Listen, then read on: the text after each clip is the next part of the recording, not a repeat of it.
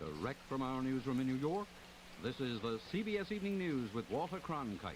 And in Washington, Dan Rather, Bruce Morton, Mike Stanley, Peter Kalischer in Paris, Ben Silver in New York, Joe Weaver in Detroit, and Charles Collingwood in Lisbon, Portugal. Good evening. As president of the huge Teamsters Union, James Riddle Hoffa was considered one of the most powerful labor leaders in the Western world. He retained his post and much of his power. It didn't seem to diminish much behind bars as he served a 13-year sentence for jury tampering and mail fraud. But apparently, Hoffa came to feel that his retention of leadership was interfering with his chances for parole. And thus Hoffa is giving his office up to Vice President Frank Fitzsimmons. The announcement was made in Washington today after a lengthy meeting of the Teamster Executive Board. Mike Stanley reports. Almost 3 hours late, Fitzsimmons finally appeared to make the widely anticipated announcement. At his side, James P. Hoffa, son of the man who handpicked him as a stand-in and whom he now seeks to succeed. I wish to announce that I am a candidate for the General President of the International Brotherhood of Teamsters and will run for that office at the International Union Convention, which begins July the 5th in Miami Beach, Florida. Secondly, I can tell you that Jimmy Hoffa has determined that he will not be a candidate for re-election. In withdrawing, Hoffa has endorsed my candidacy for the General Presidency. Members of the General Executive Board in our meeting this morning have accepted his decision and have unanimously endorsed my candidacy. Fitzsimmons left, brushing off reporters' questions. Bolstered by Hoffa's support and Executive Board endorsement, it's expected he'll be elected president by acclamation next month. Hoffa, in a terse message to the board, said he would not seek re-election because the General President must be free to give all of his time to those duties, but no one can say how his legal problems will finally be settled. The belief in some legal circles is, having stepped out of the Teamsters, Hoffa, who has served 4 years of a 13-year sentence on mail fraud and jury tampering, now has a better chance of being paroled. Mike Stanley, CBS News, Washington. In Detroit, a bastion of Teamster strength, Joe Weaver of KJBK TV found the consensus was that the Teamsters were gaining a good leader, but losing a better one. Since he's a president. He's good, but I like Jimmy better. You'd like to see Jimmy become president when he gets out of prison? Most definitely so. Well, I remember when I was going to school, and like, you used to have to put your parents do for a living, what your father do, and like I said, truck driving, something like a scum. Truck driving, I had to drop my head in shame. But Jimmy got us where we hold our head up high. So that's one reason I feel bad about it. What do you think about Frank Fitzsimmons, who probably will become the new president? He's a good man, too, but he'll never be the man Jimmy is. That's the only thing. But he's a good man, and he'll probably take care of the job. You'd like to see Jimmy president when he gets out of prison? I most certainly would. If he'd ever come back and be the man he was, I'd like to see him back again. I've always felt Jimmy's good for the industry, and although I do think Fitzsimmons will do a good job, but it would be nice to have Jim back. Why do you say he was good for the industry?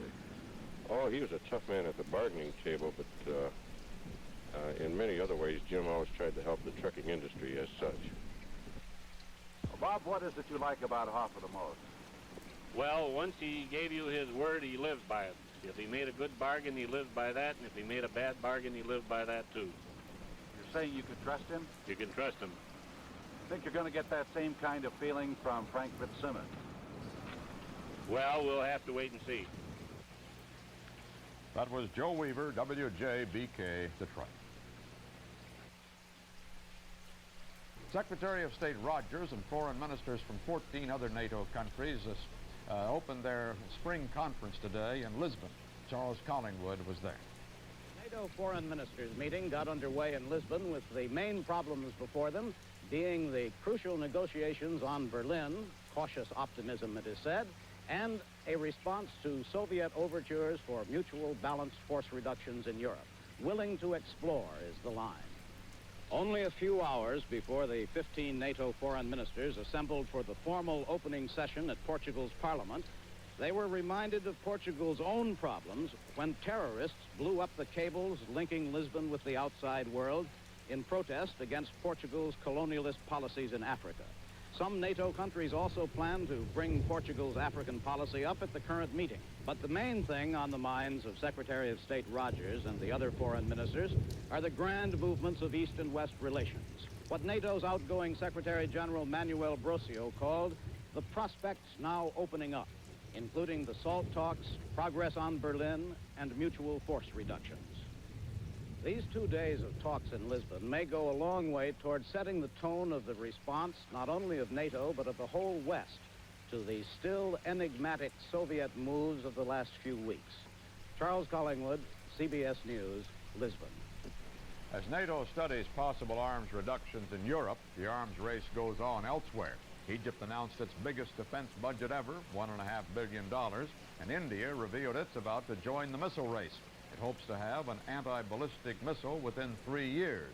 The India announcement following word that Communist China expects to test an intercontinental missile with flights into the Indian Ocean. At the Paris Air Show, the French-British supersonic liner, the Concorde, went through its paces today for some important visitors from the United States. Peter Kalischer reports. This is sales crunch day for the Concorde. The Franco-British supersonic transport has been seen and heard by millions as it flies through the air over the Paris Air Show. And it's had many VIP passengers.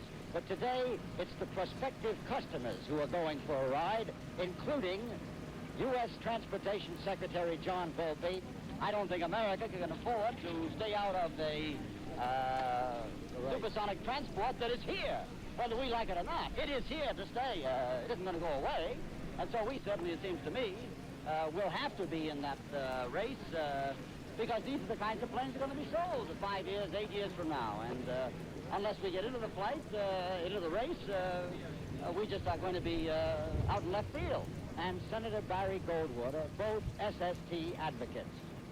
Going aboard as guests of French Transportation Minister Chamon are the airline chiefs of 4 countries, including 2 from the United States.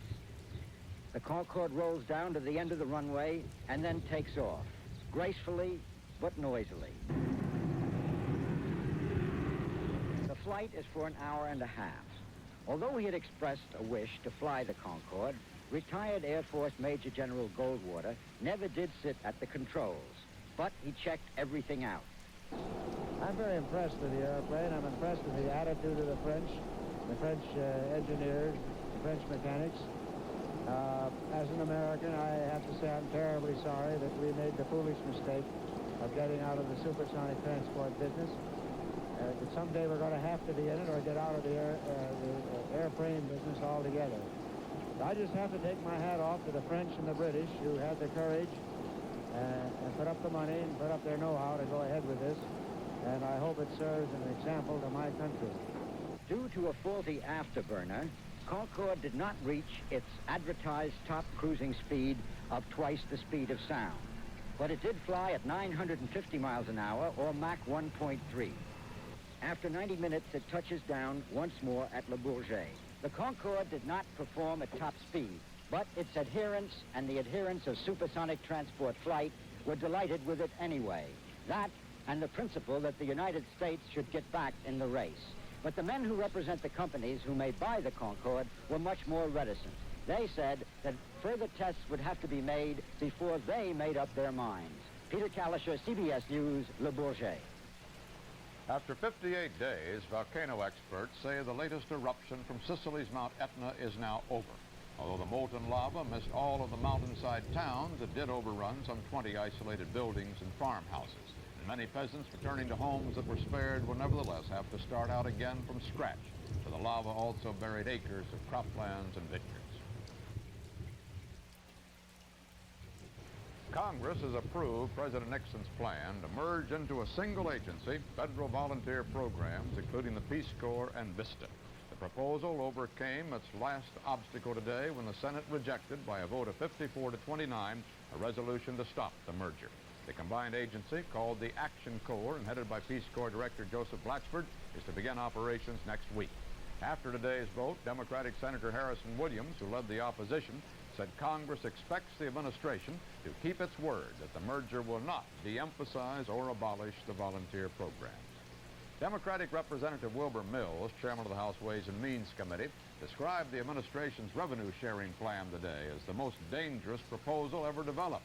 Continuing his vigorous campaign against that program, Mills expressed concern that in the future, Congress might restrict local governments by insisting that they take certain actions before they could receive funds.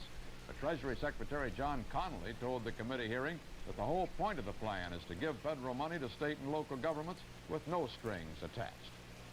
The House has rejected an effort to eliminate the last two moon flights of the Apollo program, now scheduled for next year. By voice votes today, the House defeated the proposal to make next month's Apollo 15 flight the final one and approved an authorization of $3.4 billion for the space program.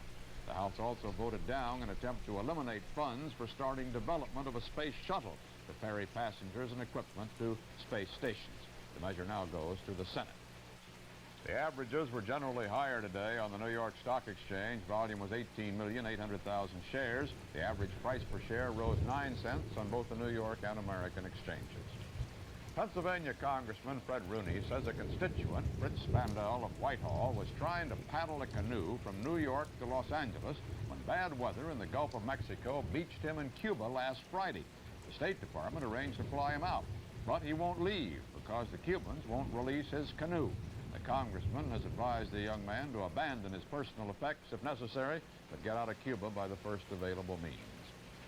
A rare Stradivarius violin was sold for more than $200,000 at a London auction today. That's almost 4 times as much as anyone is known to have paid for a violin before. The buyer was not revealed. The dealer who bid for him called the violin one of about half a dozen of the greatest in the world. And that's the way it is, Thursday, June 3rd, 1971. This is Walter Cronkite, CBS News. Good night. Direct from our newsroom in New York, this has been the CBS Evening News with Walter Cronkite. Johnny Lancer is a hired gunman in tonight's Western drama Lancer at 8 Eastern Time on CBS. With Walter Cronkite.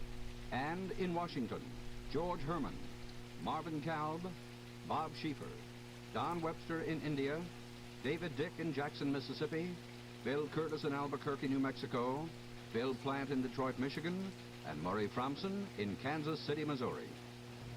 This weekend, portions of a highly classified Pentagon document came to light for all the world to see and brought cries of outrage from Washington. The New York Times began publishing parts of a voluminous report that the Pentagon had drawn up on the causes and conduct of American involvement in Vietnam. So far, its most controversial revelation is that the Johnson administration planned attacks on North Vietnam even before the Gulf of Tonkin incident in 1964. It said the Times, even in the waning days of the presidential campaign later that year, the administration was finalizing plans to attack sites in the North. This despite Mr. Johnson's public statements he did not want to upgrade the war. Senator George McGovern, a leading critic of the war, called the report, and we quote, a story of almost incredible deception of the Congress and of the American people by the highest officials of the government, including the President of the United States. Bob Schieffer reports from Washington on another aspect of the story. The controversy came up at the Senate Foreign Relations Committee, where Defense Secretary Laird was testifying. The committee has been trying to get copies of the documents for months. And Laird said the administration refusal to release them still stands. Now that these documents, ostensibly in the whole, have been published in the press, is the position of this administration that they will not give them to the Foreign Relations Committee on a classified basis? Well, I'll be glad to examine that, Senator Symington, but I can assure you that it's the position, my position, that the classification of these documents is not changed by their publication. Well, because that isn't the way you classify or declassify documents as far as the government is concerned. Well, I want to get out on the table why you apparently are reticent about giving the information to this committee on a classified basis. Are you saying that the publication of the papers are against the security of the United States? The publication of the papers violates the security regulations of our government. Do you know who gave them to the paper? No, I do not. but there are a very limited number of copies, and it will not be hard to track down. Laird has asked the Justice Department to investigate how the information got out. A Pentagon spokesman added quickly, "It wasn't us. We know where our copies are." There was no shortage of theories on who did it. Washington likes nothing better than gossip, especially when it is spiced with mystery, intrigue, and all sorts of political possibilities. There was talk of little else here today. One rumor being circulated was that a member of the Nixon administration had leaked the story, hoping to hurt the Democrats in '72. The White House ridiculed that theory and seemed to express little concern about the disclosures. Another theory was that a disgruntled member of the Johnson administration had done the deed, hoping to protect his place in history by making the facts public before Johnson's book is published later this year. But mostly, Washington was fascinated by it all, with Republican Senate Leader Hugh Scott, who seemed to sum up much of the feeling here. Deploring the release of classified information, Scott added, "The documents were instructive." Bob Schieffer, CBS News, Washington. Senator Barry Goldwater, the Republican presidential candidate in '64 who advocated bombing of the North, had some comments of his own on the document, and he talked with Marvin Cow. Senator, did you know that there were contingency plans, say, for bombing North Vietnam? Yes, I knew about them. I knew about them, but not in complete detail. What kind of detail did you have on them? I knew that these plans had been in the process of being made for several months. I didn't know what the targets would be, but I knew that there was an alternative. There were two things that could be done. One was to increase the ground strength in the south. The other was to bomb the north. And it was my understanding at that time, which was before the campaign of 1964, that both would be done. I think that had the American people been told by the president, or by the president and me, who was running against him, that the American people would have solidified behind the president, and President Johnson would not have had to quit the office. In all probability, he would have been reelected, and I told him that, too. He put it this way, he didn't level with the American people. And this is one thing the American people won't forget. Senator, do you feel on the basis of the current revelations that it would be fair to describe the '64 campaign as a gross deception of the American people as to exactly what his true plans were for the war? Oh, yes. I think that's perfectly obvious. I didn't try to bring that out. I didn't think that I should. I was very worried about the things that I knew, because my knowing them and my divulging them would be two different things. They were very, very highly classified, way above secret. And I wouldn't want to have used it. People would have said, "Where'd you learn that?" I think, though, well, first of all, would the American people believe me? That's a hell of a question. I was being painted as the worst kind of blackguard. I was bomb-happy, going to nuclearize the world. And I don't think the American people, the average American, would have done anything but say, "That Goldwater sure off his nut." A U.S. Air Force jet with 24 persons on board disappeared last night during a flight from American Samoa to Hawaii. Rescue planes have found debris at one point between the islands, but it's uncertain if the debris is from the missing plane. The Air Force will not disclose the plane's mission, but there is some speculation it may have been monitoring the latest French nuclear test last Saturday. The auxiliary bishop of the Roman Catholic Diocese of Providence, Rhode Island, the Most Reverend Bernard Kelly, resigned today from the priesthood, saying he's frustrated by the conservatism of U.S. bishops. He charged the bishops are more concerned with keeping the church as it has been for centuries than they are with the war in Vietnam. Bishop Kelly, who is 53, has long been an outspoken liberal. The averages fell sharply today on the New York Stock Exchange, with the Dow Jones Industrials down almost 9 points. But volume was on the light side, 11.5 million shares. The average price per share fell 34 cents on the New York Exchange and 13 cents on the American. Observers said investors once again were concerned with the prospect of rising interest rates. But today, two banks, one in Philadelphia, the other in Chicago, increased their prime rate from 5.5 to 5 3/4%. Other banks across the country showed no immediate sign of following suit, but the White House quickly expressed surprise and disappointment, saying there is no current shortage of loan money. However, there was good economic news today. The key industrial production index shot up 0.7% last month. Following smaller increases in March and April, the new jump indicated expanding business confidence in the state of the economy. Bell Telephone got formal news of an impending labor crisis from the Communications Workers of America today at the Union Convention in Kansas City. Murray Fromson reports. The nation's largest telephone company was on the receiving end today of a disconnect from Kansas City. Far apart in contract negotiations with the Bell system, the Communications Workers of America took a strike vote that could disrupt telephone service from coast to coast. Everyone suspected the outcome of the vote. Confirmation came from Union President Joseph Byrne. Now, we don't want a strike. We want an agreement.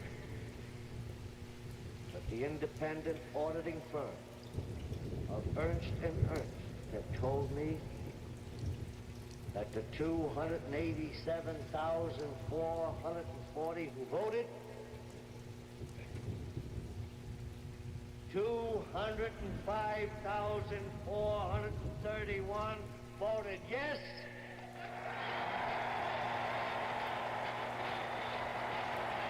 His announcement touched off a 20-minute demonstration on the convention floor. The union represents about 500,000 employees of Bell, from switchboard operators to phone installers, engineers, and clerks. It's asking for a 25% wage increase in the first year of a new contract. The company has countered with an 11% offer, and negotiations have stalled. On Wednesday, Byrne will announce a strike date. If there is a walkout, he predicts a long one, and says the union has a $15 million strike fund to back it up. Murray Fromson, CBS News, Kansas City, Missouri. The Bell system notes that 95% of its calls are automatic, and it believes supervisory personnel can handle the rest of the traffic, but it concedes a strike would cause delays in installations and repairs.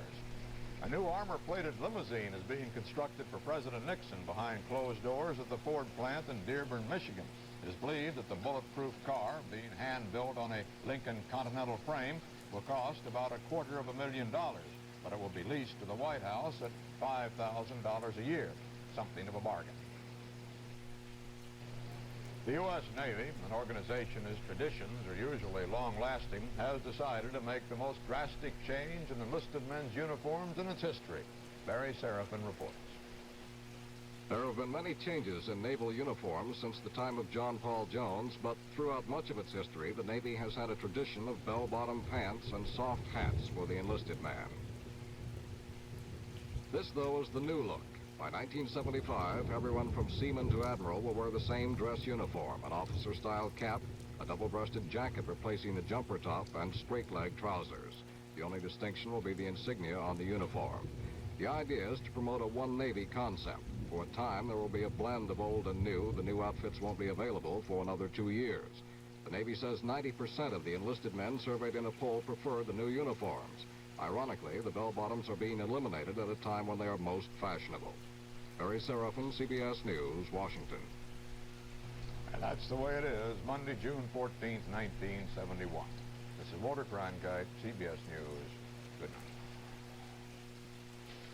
Direct from our newsroom in New York, this has been the CBS Evening News with Walter Cronkite.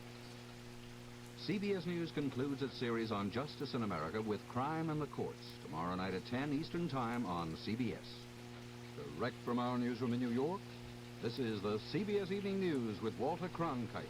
And in Washington, Roger Mudd, Dan Rather, Marvin Kalb, Phil Jones in Saigon, Winston Burdett in Rome, and Ike Pappas in Blackjack, Missouri. Good evening. The New York Times late today was barred, at least until Saturday, from publishing any more classified documents dealing with the cause and conduct of the Vietnam War. The Times, true to its word, said it would abide by the decision of Federal Judge Murray Garfien, but will resist a permanent injunction at a hearing Friday. The Nixon administration had charged that the final two parts of the Times series would result in irreparable injury to the national defense. The third part of the series, released today, said President Johnson realized airstrikes would not win the war and decided early in 1965 to upgrade the role of U.S. ground forces in Vietnam. This despite misgivings by some key advisors. And, said the Times report, Mr. Johnson ordered his move kept secret from all but a few key members of the government. In Washington, Secretary of State Rogers appeared at a news conference to discuss the Pentagon Papers. Marvin Kalb was on hand. Like most top officials of the Nixon administration, Rogers knew nothing about the Pentagon Papers, had not even seen them until yesterday. Then several governments began to complain, among them South Vietnam, fearing the papers would badly embarrass their leaders and complicate further relations with Washington. Rogers, fresh from a conference with the president, rendered this sober judgment. It's a very serious matter,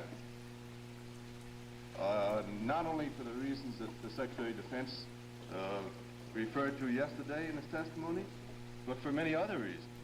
First, the law clearly provides that secret documents and top secret documents should not become public until they're declassified. Secondly, from my standpoint, it's going to cause a great deal of difficulty with governments outside the United States, with foreign governments. And if governments can't deal with us in any degree of confidentiality, it's going to be a very serious matter. Top officials of this administration and the last one have joined together in a most extraordinary, mutually protective alliance. All of them criticizing the Pentagon Papers for distorting the decision-making process. They offer these reasons. First, the papers reflect basically the military side of the problem. Vietnam, they insist, has never been solely a military problem. Furthermore, the Times quotes but does not identify the writers of this report, although it is known that many had become disenchanted with the war by the time they sat down to write it. Finally, there is the matter of judging policy decisions on the basis of contingency planning. Every administration has such planning. There may now be a plan, for example, to bomb Hanoi, though the president may never give the green light for such action. Glaringly missing is the political factor in every major decision. Therefore, until the White House releases or leaks its papers, the public is still not going to get the whole story. Marvin Kalb, CBS News, the State Department. Senate Democratic leader Mansfield, for his part, said he was delighted to see the documents published and added that he is giving serious consideration to holding open hearings on how the U.S. became involved in Vietnam. At today's news conference, Secretary Rogers maintained that no announcement would be made of a date for total withdrawal of U.S. troops from Vietnam. He said it would not be in the national interest and that it would be tantamount to ransoming American prisoners of war. He expressed disappointment that former Defense Secretary Clark Clifford had not brought to the government first any information on which he had based his publicly announced plan for securing the prisoner's release. Rogers said that he was trying to set up a meeting with Clifford. In the Senate debate, the debate is drawing to a close on the controversial McGovern-Hatfield plan to end the war. And Roger Mudd has the details. The Senate tomorrow will go through one of its rare moments of truth, whether to force the Nixon administration to pull the United States out of Indochina beginning December 31st. Once again, the McGovern-Hatfield amendment is expected to lose, even though 37 Democrats voted in caucus last January to work for a withdrawal in a time certain. Senator McGovern was asked if he thought any of the 37 was trying to weasel on his vote. I really don't understand why this amendment doesn't pass overwhelmingly. It's the common sense of what we're proposing seems to me so clear that I'm a poor person to ask for an explanation of why senators are voting against it. The logic of it is so clear that the American public is with us. But I can't explain why it's been so difficult to bring the United States Senate around to that point of view. One of the 37 is freshman Democrat Lawton Chiles of Florida, who today introduced an amendment setting the withdrawal date for June 30th, 1972. Chiles was asked if he was trying to weasel. No, sir. I think that time certain was during the 92nd Congress. So I've got a little time left on that, and the June 30th is a time certain date. But why does it seem to be that so many who voted for a time certain now, when faced with a date of December 31st, Well, I think it's primarily one because December 31st is 4 months virtually that you're going to be from the time of passage that you'd have to be faced with that. I think the other thing, I think members of the Congress are reluctant to do something that would appear to weaken the hand of the Commander-in-Chief. But suppose your amendment fails, will you then vote for McGovern-Hatfield? I'll have to face that question if it fails. I don't know yet. Well, you sure will have to face it. I just wondered why, on the eve of the vote, you wouldn't say what you would do. Because I haven't made up my mind. But you don't have very long, Senator. You truly haven't made it up. That's right.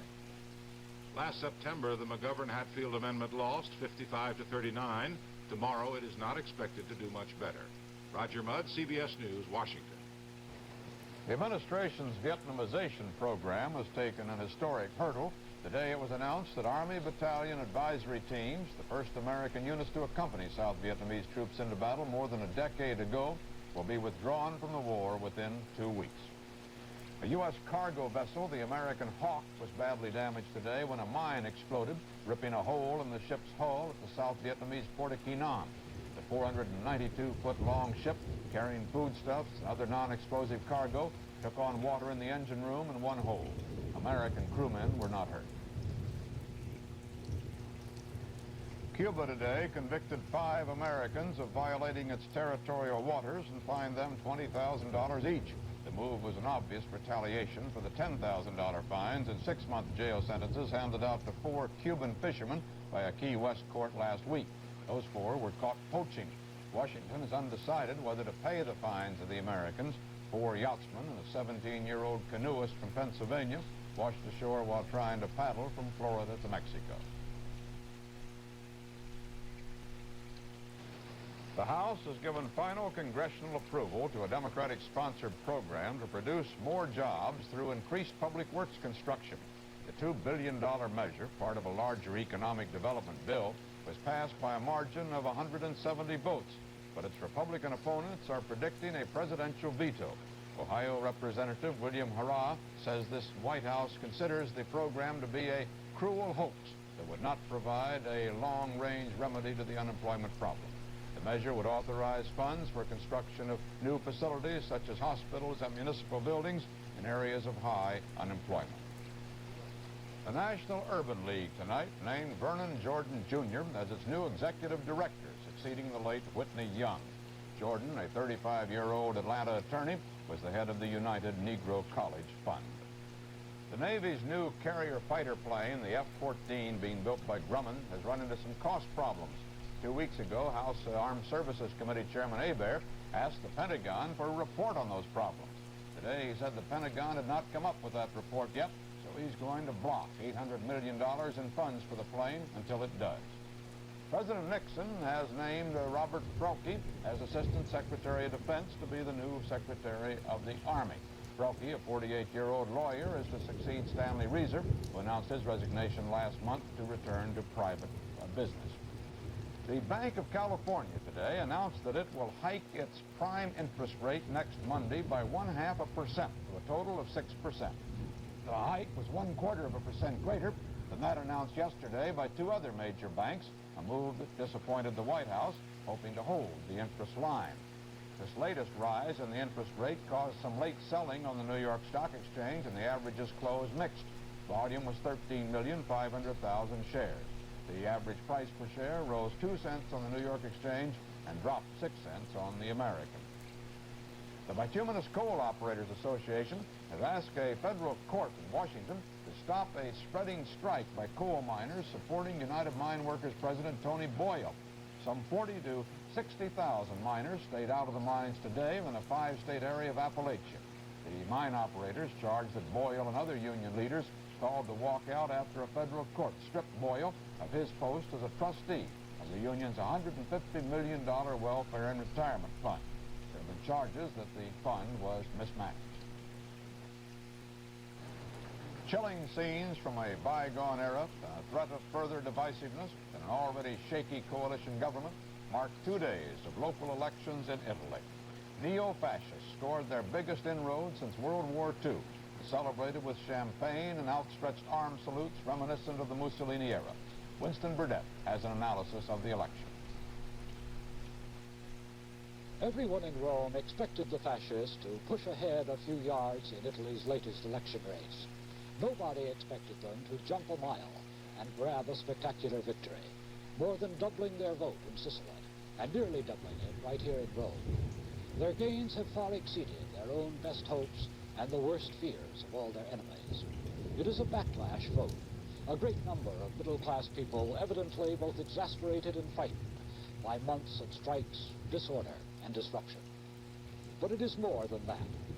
The big, humiliated loser in these local elections is the Christian Democratic Party, the party that ever since the war, without interruption, has borne the main responsibility for governing the country. There is dismay and consternation at Christian Democratic headquarters today. The fascist vote is a non-confidence vote in a government that is harried by internal dissension, and a party that has notably failed to generate a will to act, to move, to initiate and accomplish social reforms that for years the country has been crying out for. What does it mean for Italy? The fascists are now a force on the national scene. Italy is being divided more and more between the extremes of right and left. There will be growing mistrust and tension among the government coalition parties as they blame each other for the setback. The bitter shock of the election will further undermine the confidence of the Christian Democrats in their tired leaders. It will probably not bring down the government, although it could bring a government reshuffle and even a new prime minister. What lies ahead for Italy is a long and anxious period of political uncertainty, in which the leading Catholic party will be on the spot as never before. Winston Burdett, CBS News, Rome. And that's the way it is. Tuesday, June 15th, 1971. This is Walter Cronkite, CBS News. Good night.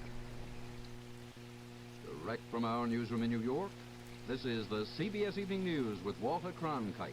And in Washington, Roger Mudd, Marvin Kalb, Bernard Kalb, Mike Stanley, John Hart in New York, and Bruce Morton at Fort McPherson, Georgia. Good evening. The Nixon administration's Vietnam policy has overcome another major challenge in the Senate.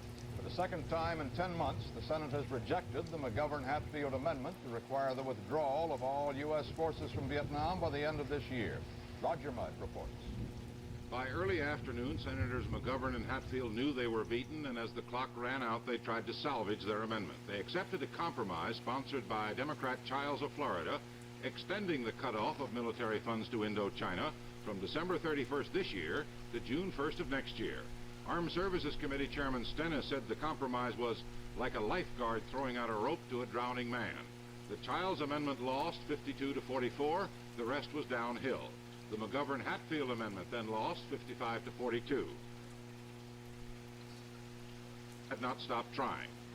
Well, Senator Hatfield and I are going to introduce a series of amendments with differing deadlines on the termination of the war. We're convinced that over half of the Senate is prepared to accept some kind of a deadline for terminating American military operations. On today, we introduced a number of amendments with differing dates covering various months in 1972, and from time to time over the next few months we'll be calling up those amendments to give the Senate another crack at ending this war. When you change the date and the language 10 times, I don't think that it indicates it's not crucial. It indicates the folly of an effort to tie the president's hand. We can't agree in the Senate. We've changed it 10 times. But we want to tie the president's hands to one date under certain provisions, and so I think they've indicated themselves that the date's rather meaningless. The question of whether or not we had confidence in the president, apparently we have.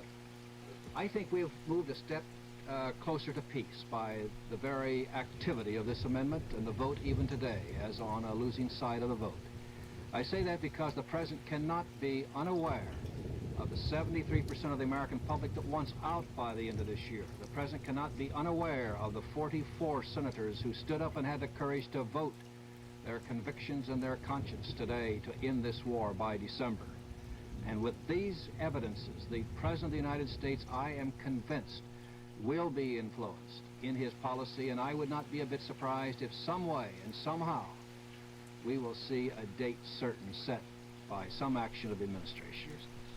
As a result of today's votes, it would appear the Senate cannot bring itself to set a date, the statements of its members to the contrary notwithstanding. Roger Mudd, CBS News, Washington. The U.S. Conference of Mayors has urged President Nixon to do all within his power to withdraw all American troops from Vietnam by the end of this year or sooner. The resolution was passed, apparently narrowly, by voice vote.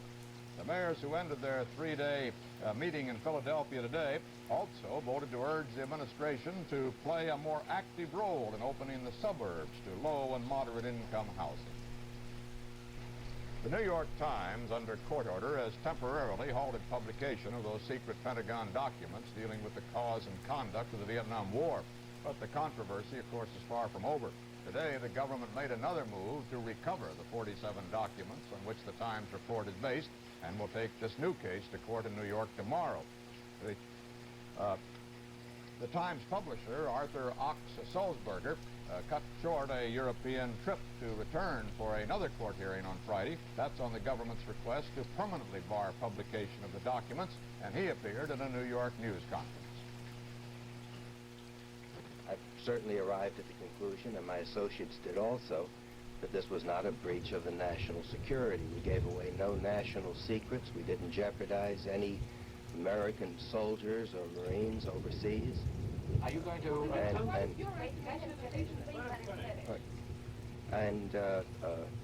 That these papers, I think as our editorial said this morning, were really a part of history that should have been made available considerably longer ago, and I just didn't feel there was any breach of national security in the sense that we were giving secrets to the enemy. What precedent, sir?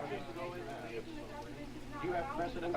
I'm sorry. It's not a question of national security, then what is your estimation of the reason the government would not like to publish? Well, that's a difficult one to answer. I honestly really don't know. I suppose the first reason is that governments in general don't like things published. Despite Sulzberger's statement, administration sources voiced grave concern over security aspects of the matter.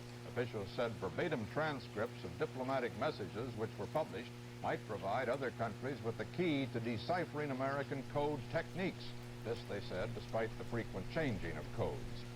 General Maxwell Taylor served key roles in the government during the Vietnam buildup, first as chairman of the Joint Chiefs of Staff and then later as ambassador to Vietnam. Today, he became the first of the principals of that period to comment on the Times disclosures. He discussed the matter in an interview with Bernard Kalb and John Hart. What are your own feelings about the governor's action to stop publication of those documents? Well, of course, I would think it's most regrettable that they were ever published in the first place. Hence the action of the government, if indeed it stops this kind of thing, I would favor it. What the legality in that aspect of it, I obviously have not qualified to comment.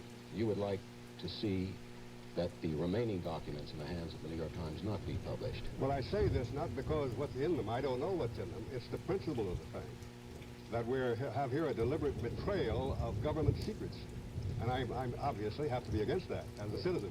Well, what do you make, General, of the principle of the people's right to know when decisions of this dimension are taken? I don't believe in that as a general principle. You have to talk about cases.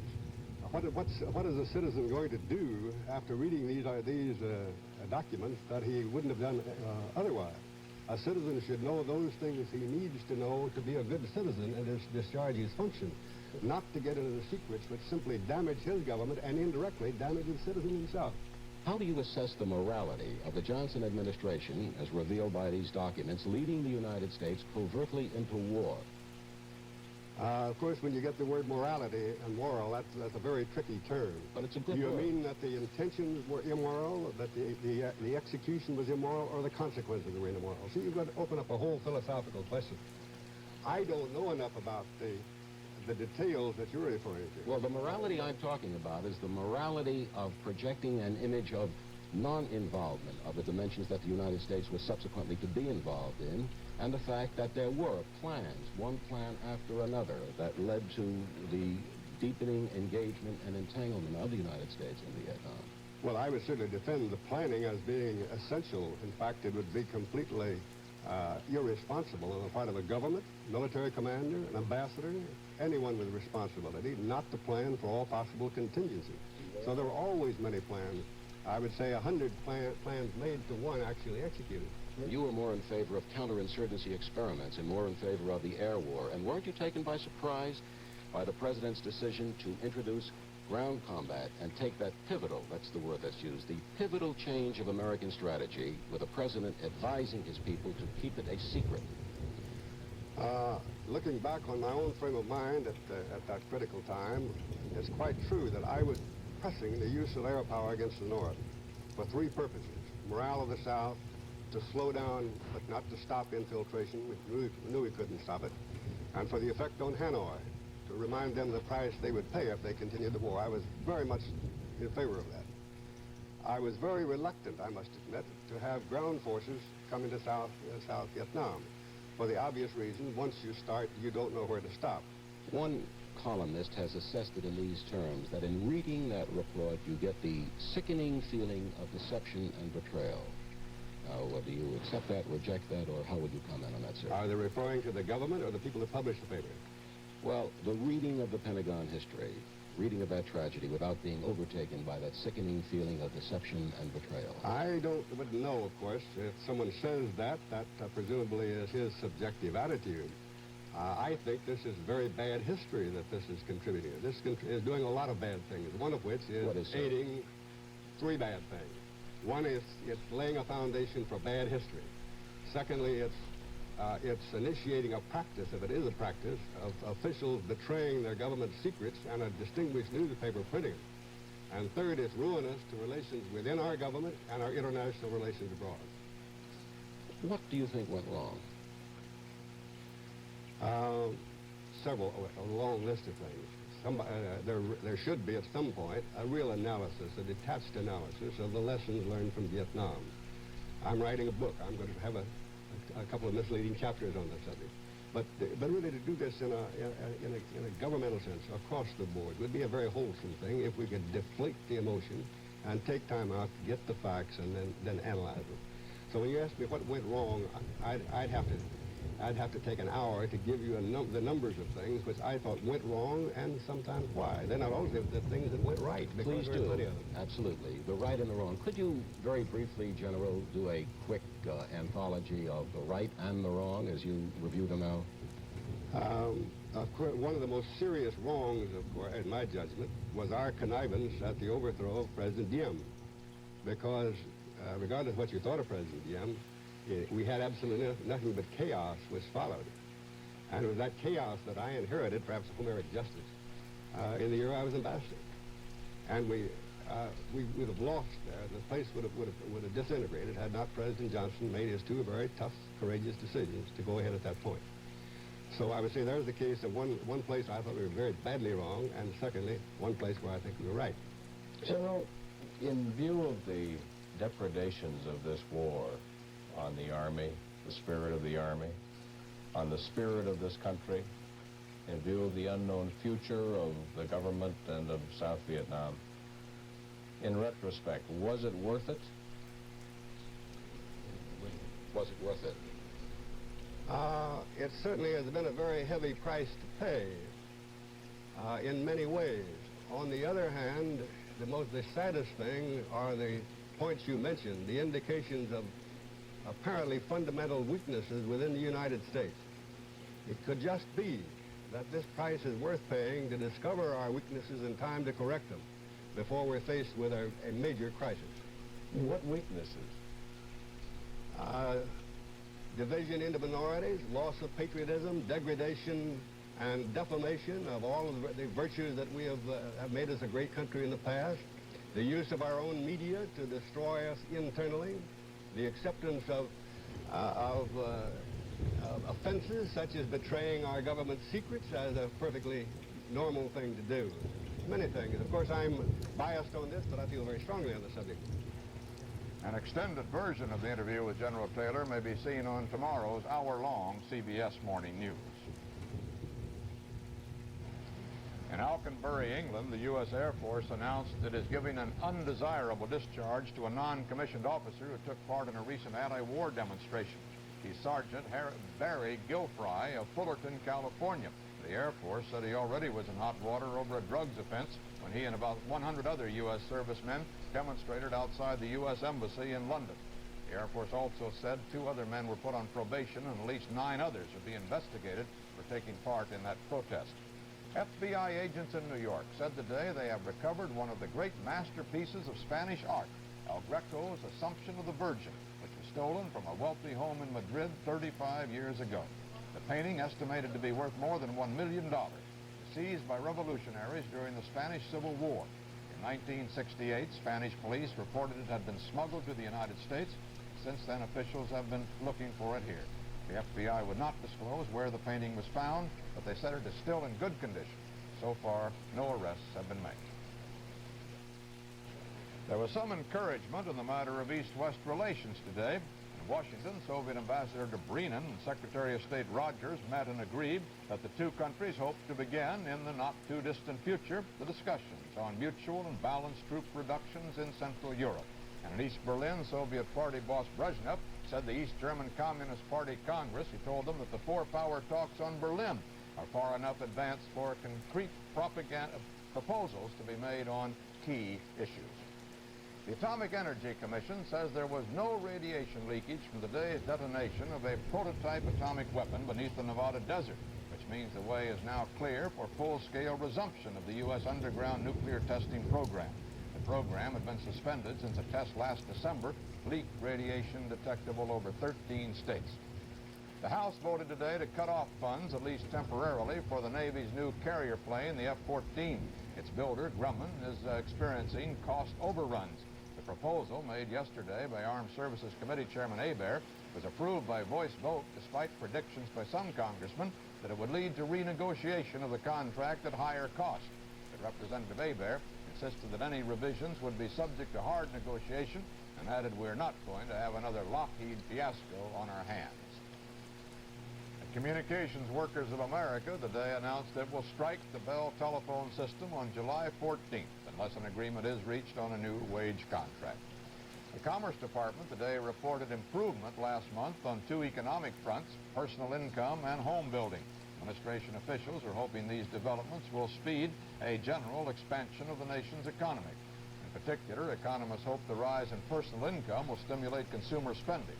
But so far, the promising signs have failed to improve the unemployment picture, which is one of the administration's major concerns. As previously reported, the jobless rate last month rose to 6.2%. Federal Reserve Board Chairman Arthur Burns said today that the government should establish permanent procedures to guarantee loans for major corporations in serious financial trouble. Burns said that even corporations most worthy of credit can sometimes find it difficult to get a loan, and their failure to do so can be extremely costly to the economy. Burns testified before a Senate committee considering the administration plan to guarantee bank loans to Lockheed Aircraft. He avoided taking a firm position on the specifics of that proposal, but said he sees no reason to oppose the idea. The averages were generally higher on the New York Stock Exchange. Volume was 14,300,000 shares. The average price per share rose 8 cents on the New York Exchange, but dropped 1 cent on the American. On Capitol Hill today, an unusual witness told a Senate hearing how easy it can be sometimes to steal securities. He was 29-year-old Robert Kudak, whose credentials were impeccable. Mike Stanley reports. Granted federal court immunity from further prosecution, and with Chairman McClellan assuring no photographs would be taken, Kudak related how he and accomplices in less than 4 years stole over $100 million worth of valuable items from 17 airports. At most airports, a person who put on a pair of coveralls and wore a plastic helmet or air mufflers such as airport personnel use was not questioned and could move about the airport without restriction. Did they not have any identification on you or anything? Well, just recently they started wearing badges with their pictures and everything on them, but they can be made up too, so that doesn't really accomplish anything. Kudak first slashed registered mail bags to steal selected items. Later, he graduated to taking entire bags. He described the loot from 4 bags stolen in September 1967. By the time we finished, the suitcase was completely filled with common stock, bearer bonds, and treasury notes. We filled a teacup with diamonds, ranging from half a carat to 2 or 3 carats each. One package held a 16-carat marquise diamond. I managed to slip that diamond into my pocket before Jimmy Sanitar saw it. We waited 2 hours for Albert DeAngelis, who examined the items and said he would take everything but the stock. He finally agreed to take both stock and jewelry and pay us $30,000. Separately, I showed DeAngelis the 16-carat diamond. He took the stones, said he would have it appraised, and promised to pay me separately for it. I met him later in his car on Rockaway Boulevard in Queens, where he gave me a brown paper bag containing $30,000 for the loot, as we had agreed. He also gave me another bag holding $10,000 for the stone. But thefts were not limited to mail sacks and valuable boxes. Sometimes whole trucks and their cargoes were stolen. I'm just amazed that trucks loaded sometimes so heavily that there's hardly room for the driver. When you put all the loot in it, that these trucks can just be driven right out of the airports without a check. Well, let me explain it this way.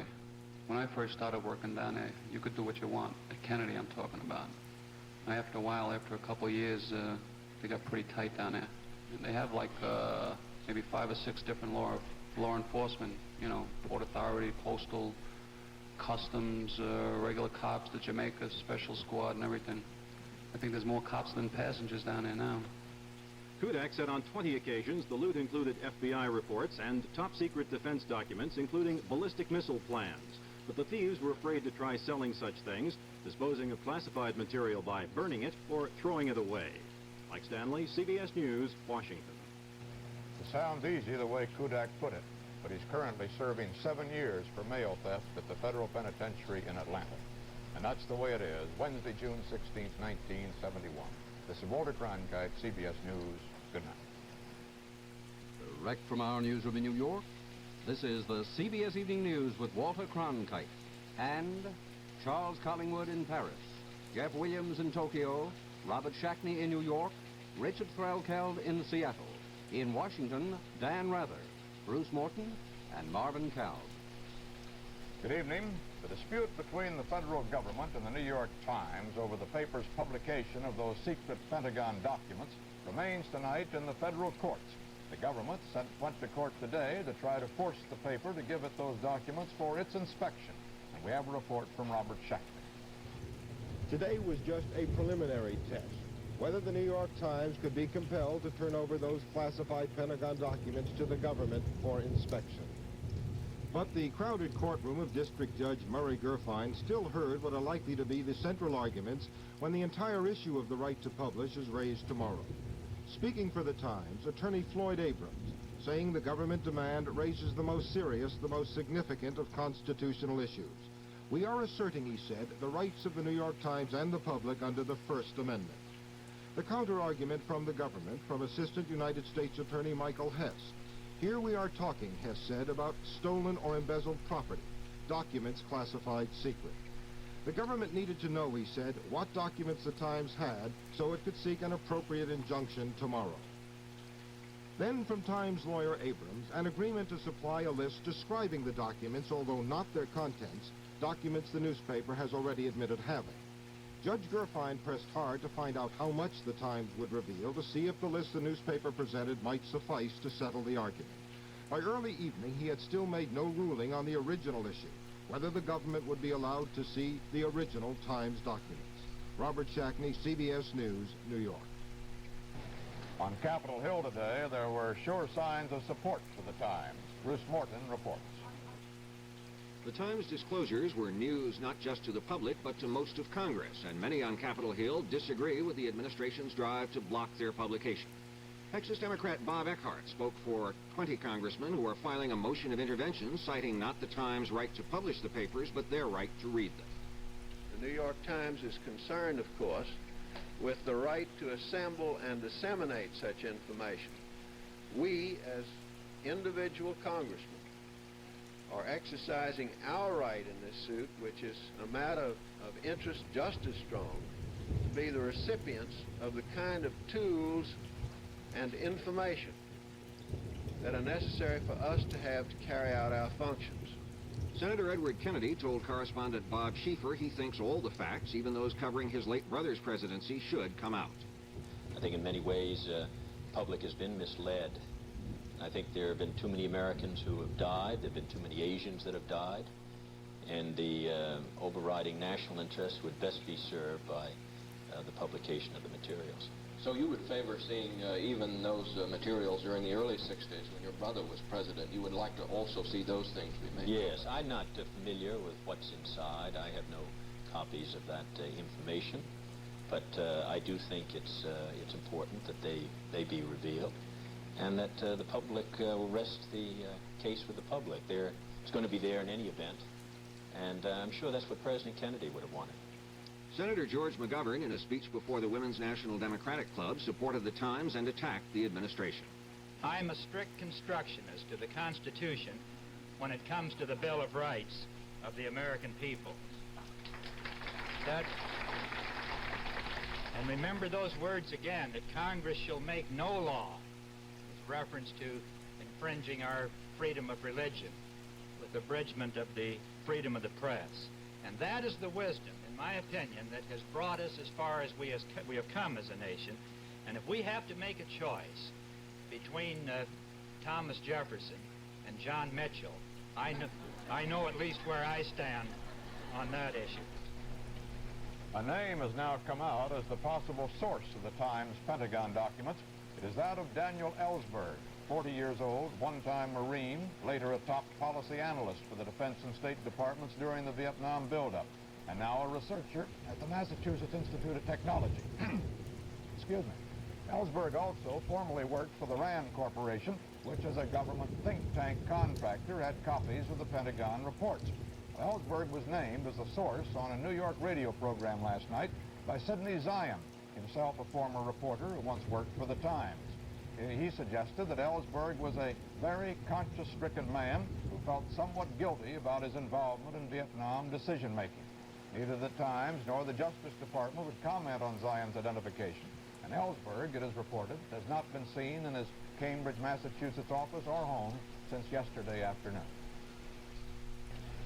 President Nixon's top economic advisor, Dr. Paul McCracken, says the economy is not expanding quickly enough to cut down the high rate of unemployment, a major administration goal. McCracken says the president will decide this summer whether to continue present economic policy or propose new stimulants, such as a tax cut. McCracken's comments in an AP interview are the first official suggestion that the administration is dissatisfied with the pace of economic recovery. President Nixon reportedly has abandoned his threat to veto legislation that would create public service jobs for the unemployed. Instead, it's said he's asking for an amendment giving first preference to Vietnam veterans. Previously, the administration had opposed the program to provide some 200,000 jobs as inflationary and a cumbersome way of fighting unemployment. The president of a company which competes with Lockheed Aircraft today urged Congress to reject the administration plan to save Lockheed from bankruptcy. Jack Volbrecht, president of Aerojet General Corporation, said the proposal would remove what he called the only significant competitive discipline in the aerospace industry, the possibility that a company can meet ultimate financial failure. Two labor leaders took opposing views of the Lockheed rescue plan, with AFL-CIO President George Meany urging its approval, but Leonard Woodcock, president of the United Auto Workers, saying it probably can't save Lockheed anyway.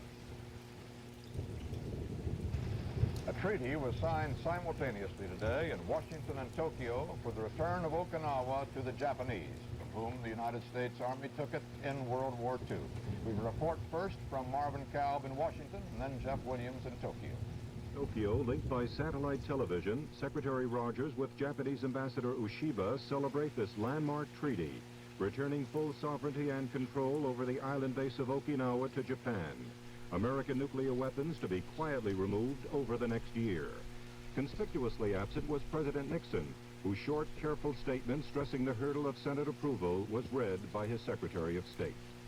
Because of the importance of this agreement, it will be submitted to the Senate for its advice and consent. I will urge the Senate to give its advice and consent. Premier Sato, for whom this treaty is a political boom, expressed his gratitude. I wish to pay sincere tribute to the generosity and humanism shown by President Nixon and the American people in the reversion of Okinawa, and pray for the prosperity of the United States of America. There is trouble ahead in the legislative branches of both governments, here because of dissatisfaction with increasing Japanese textile imports, in Japan because the U.S. still retains 88 military facilities on Okinawa. Marvin Kelp, CBS News, the State Department. The House today, on the heels of yesterday's Senate defeat of the McGovern-Hatfield Amendment, took its own votes on Vietnam withdrawal. Roger Mudd reports. The Nixon administration won another victory on Capitol Hill today as the House rejected a series of amendments aimed at cutting off the flow of military equipment and supplies to Indochina. It was the first time the House had ever had the opportunity to vote on a so-called End the War amendment, and the House war critics made a respectable showing. The crucial vote came on the Nedzi Whalen amendment to the $21 billion weapons authorization bill. It would have stopped, as of December 31st this year, any new money from being spent for weapons in Indochina. The amendment was criticized by the administration as ambiguous. It was denounced by the Republican leadership, by the Democratic leadership, and by Speaker Carl Albert, who said it would tie the president's hands. Minority Leader Ford said it would cut his hands. But on a recorded teller vote, the amendment went down 256 to 158. Comparing the count with yesterday's two votes in the Senate, it now appears the anti-war sentiment is about equal in both chambers, approximately 40%. Roger Mudd, CBS News, Washington. South Vietnam's General Duong Van Big Min unofficially launched his campaign for the presidency today, saying there's no chance for a military victory and urging reconciliation with the North. He also said President Thieu and Vice President Key don't have the people's trust. Well, Key, who also wants to be president, was also on the political stump today, denouncing the Saigon government as a regime of tyranny, corruption, hypocrisy, and police state tactics. CBS News learned that the Government Information Ministry told Vietnamese newspapers to give Key's speech minimal coverage. Incidentally, in the Times Vietnam articles, Key is described as causing consternation in the Defense Department by hitting the wrong target in the first air raids against the North. Well, Key shrugged off that report today. Impossible, he said, any place in North Vietnam was the right target. For the past couple of days, Congress has heard testimony on how easy it is to steal everything from stocks and jewelry to classified government documents from mailbags at airports. Well, today, Transportation Secretary Volpe announced a counterattack. Retired Air Force Lieutenant General Benjamin Davis, who now deals with plane hijacking, is promoted to Acting Assistant Secretary for Safety and Consumer Affairs. His mission, heading an interagency drive, in Volpe's words, to eliminate crime in transportation. Last September, FBI Chief J. Edgar Hoover disciplined Agent John Shaw for a letter that Shaw had written charging Hoover with creating a personality cult within his agency.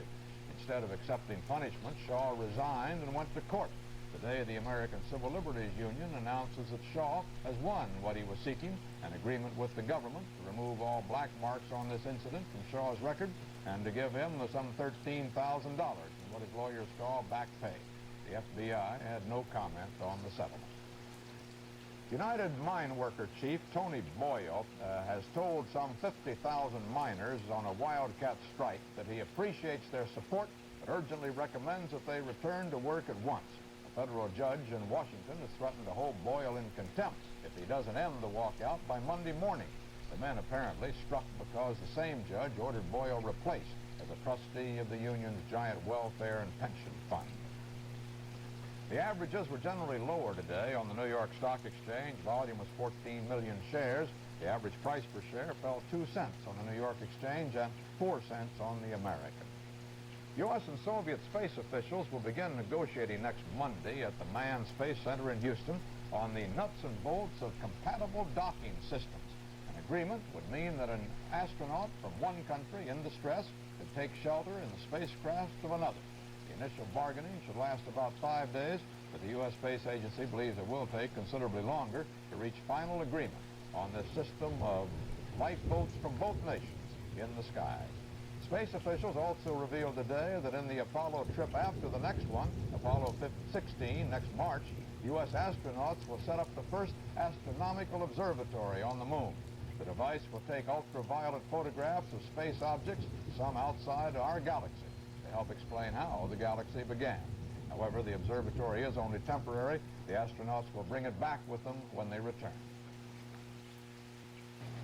Charles Collingwood, who has covered on and off the U.S. military involvement in Vietnam since it started, has an analysis from Paris tonight regarding those secret Pentagon Papers.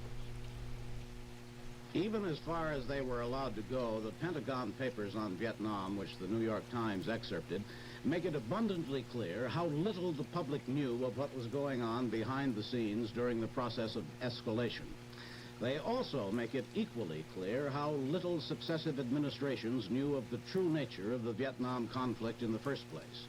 The whole thrust of what the New York Times published is that this has been an American war which happened to be taking place in Vietnam, while the whole thrust of history shows that this was a Vietnamese civil war in which the United States, as much by accident as anything else, happened to become involved. If President Truman and his advisors, or President Eisenhower and John Foster Dulles, or all those who came later, thought, as they seem to have thought, that the war between North and South Vietnam was an invention of the Chinese communists or of the French or even of Ho Chi Minh himself, a modest acquaintance with Vietnamese history would have convinced them otherwise. North and South Vietnam have been fighting each other for 500 years.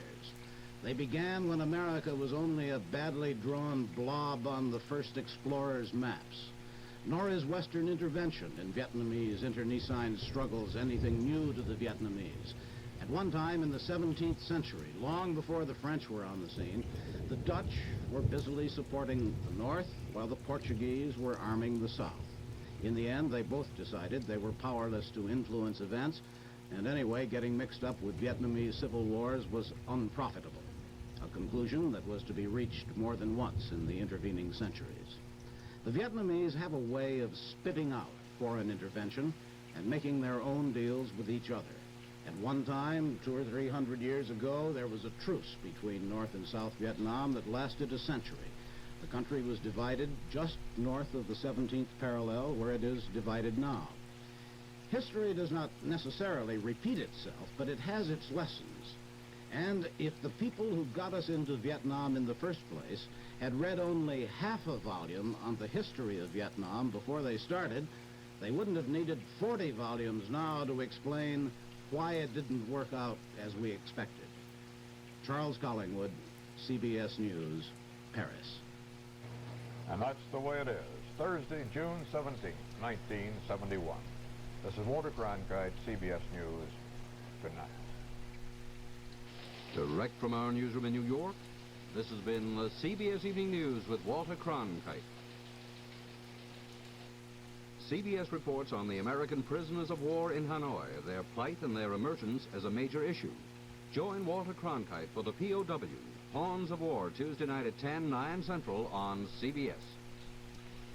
Direct from our newsroom in New York, this is the CBS Evening News with Walter Cronkite and Robert Shackney in New York City, Dan Rather in Rochester, New York, David Culhane in Chadsford, Pennsylvania, Peter Kalischer in Paris, Ed Rabel in Chu Lai, South Vietnam, and Don Webster in Calcutta.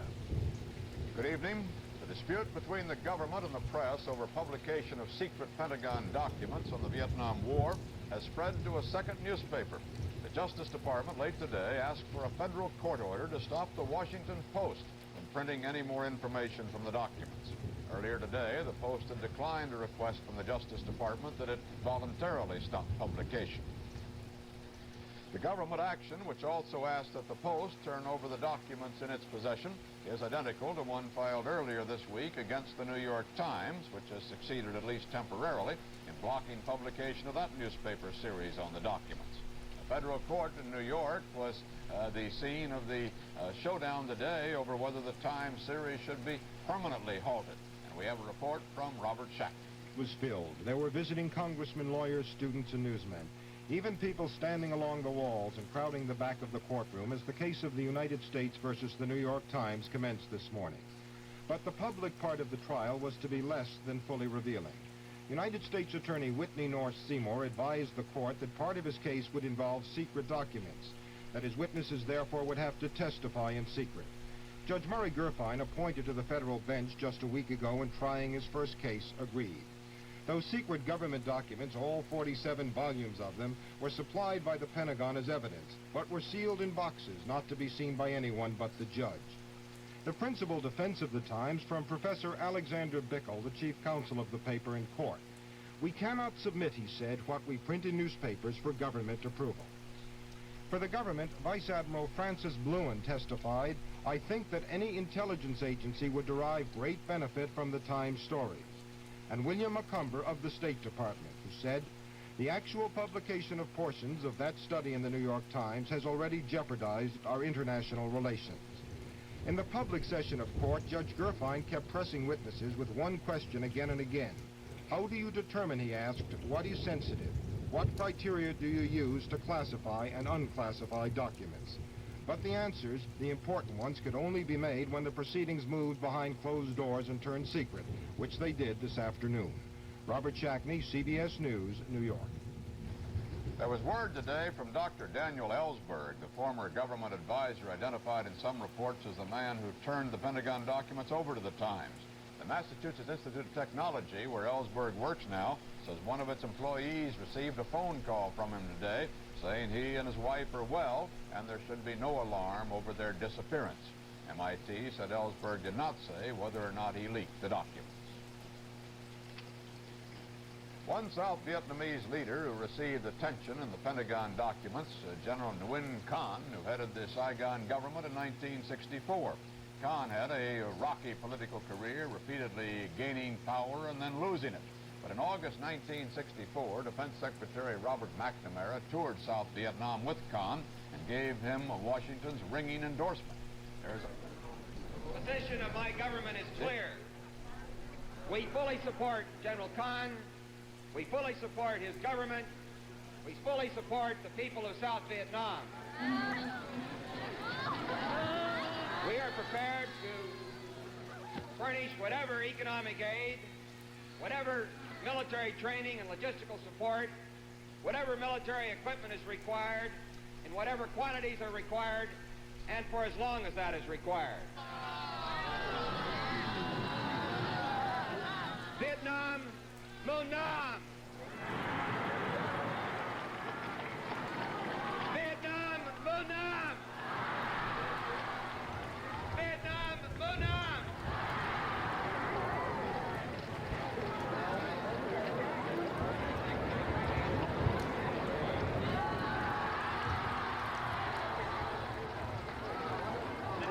General Thanh has been living in exile in Paris since 1968, and he was interviewed there today by Peter Kalischer.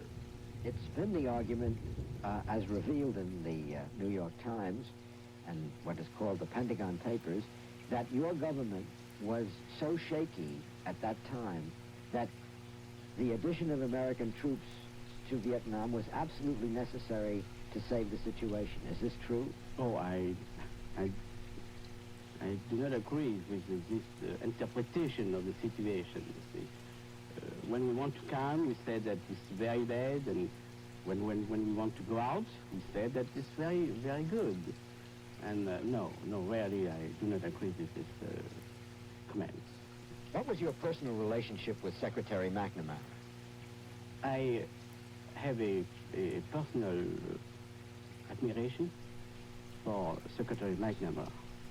He's a very intelligent man, and really, in the position that I was, I had many contact with personalities, and McNamara is one of the men that I still have, good admiration. What was the answer to a question that you asked him one time? Yes, at that time I feel that, who commands the situation in Vietnam? I asked him, is it Washington is making policy in Vietnam, or Ambassador Taylor in Saigon? So I asked him about that, and he said it was Washington, of course. But I still do not believe very much about this answer. Do you think that peace is possible today, given the present government in Saigon? No, really not, because the present government in Saigon is for the whole world and especially for the Vietnamese people. This government represents the symbol of the Americanization of the war. There's a new press censorship story in Vietnam.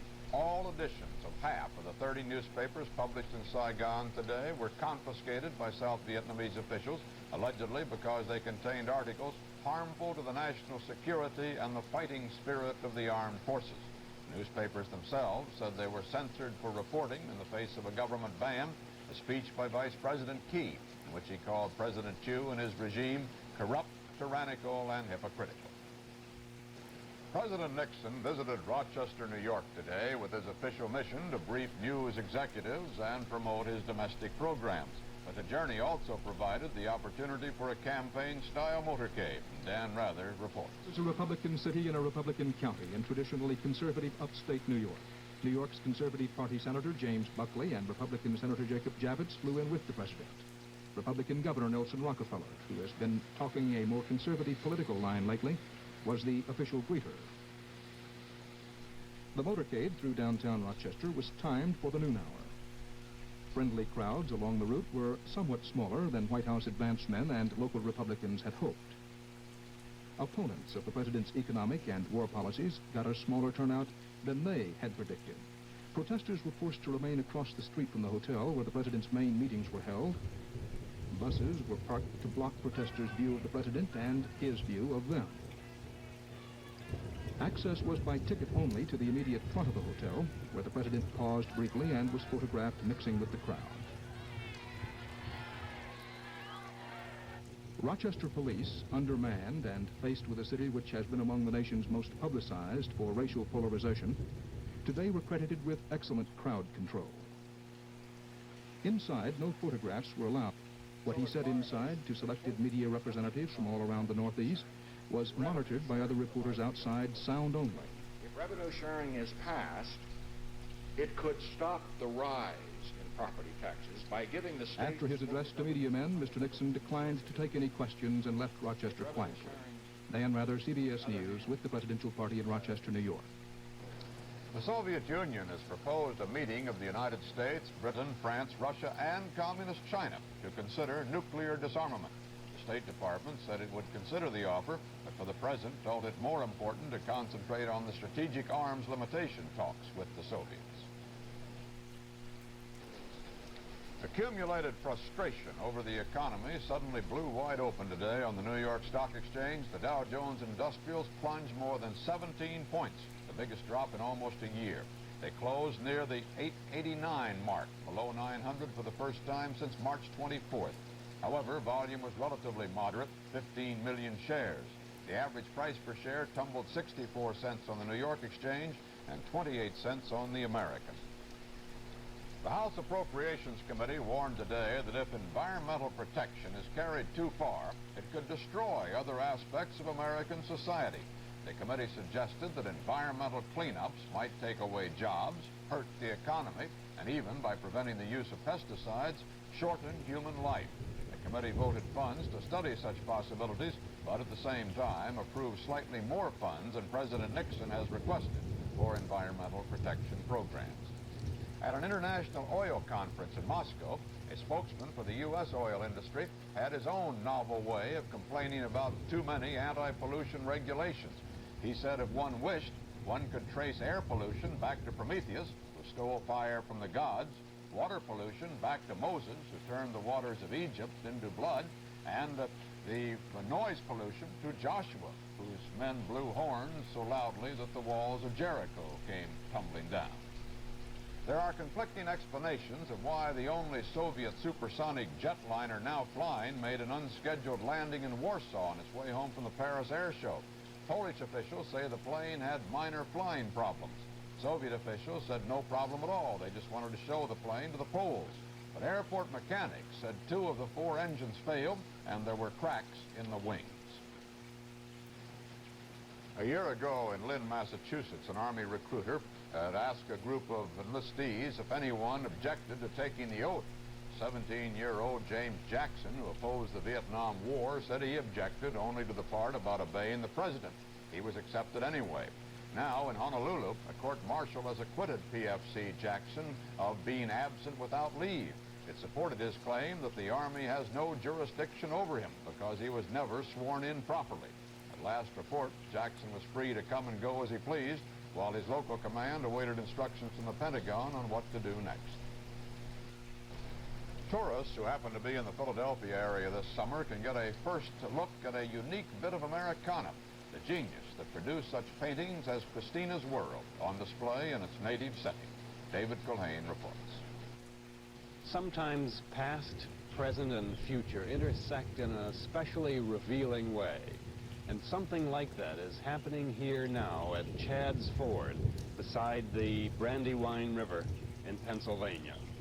A century-old grist mill has been completely remodeled to become the Brandywine River Museum, the newest major art house in the country. It will be a center for conservation studies as well as a regional museum. And for its first show, an American art dynasty, people who have always lived in this valley, 3 generations of the Wyeth family. The foremost member of that family, Andrew Wyeth, one of the most popular living American painters, and he likes the new building. I'm not talking about the paintings, I'm talking about the building. I think it's fantastic. Yeah, just terrific. Oh, absolutely.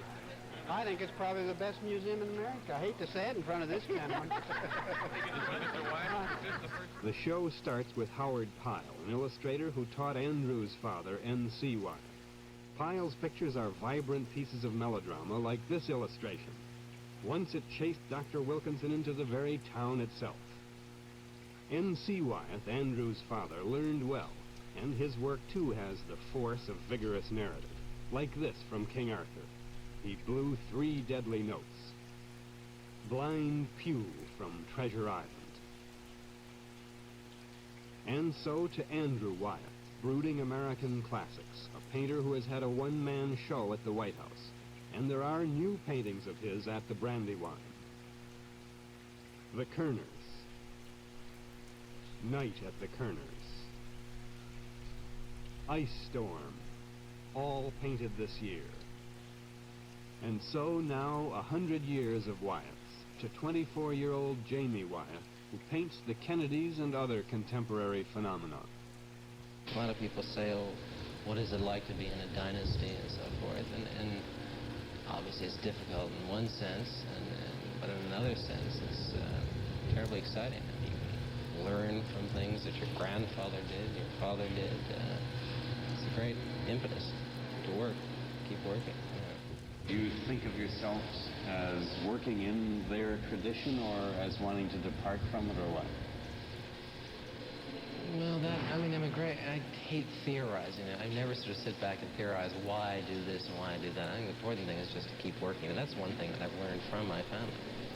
I mean, everybody in this family works extraordinarily hard. I mean, my father wakes up in the morning and he paints until the sun goes down.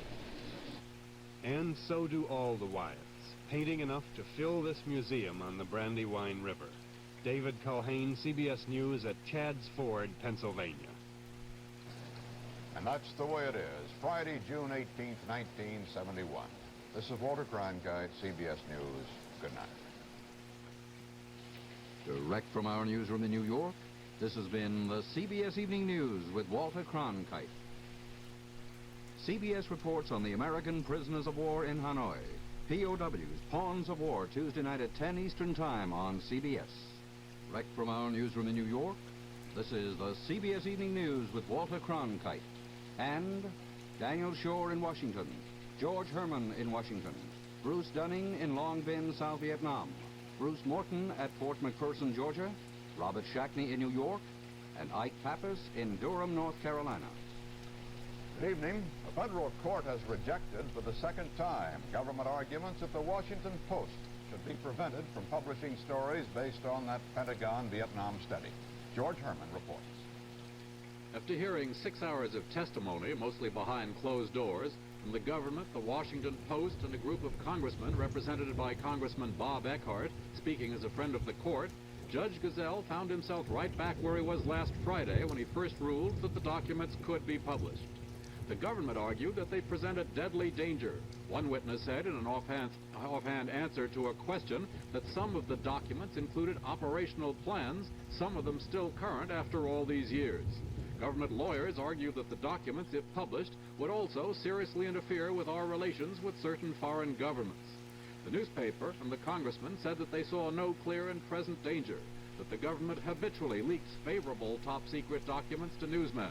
And in the absence of any clear and present danger, they said, the First Amendment stands predominant. Judge Gazelle agreed, saying the government witnesses, even in secret session, had made no showing of any immediate grave threat. He noted the growing antagonism between the administration and the press, and he said censorship would only feed the fires of public distrust.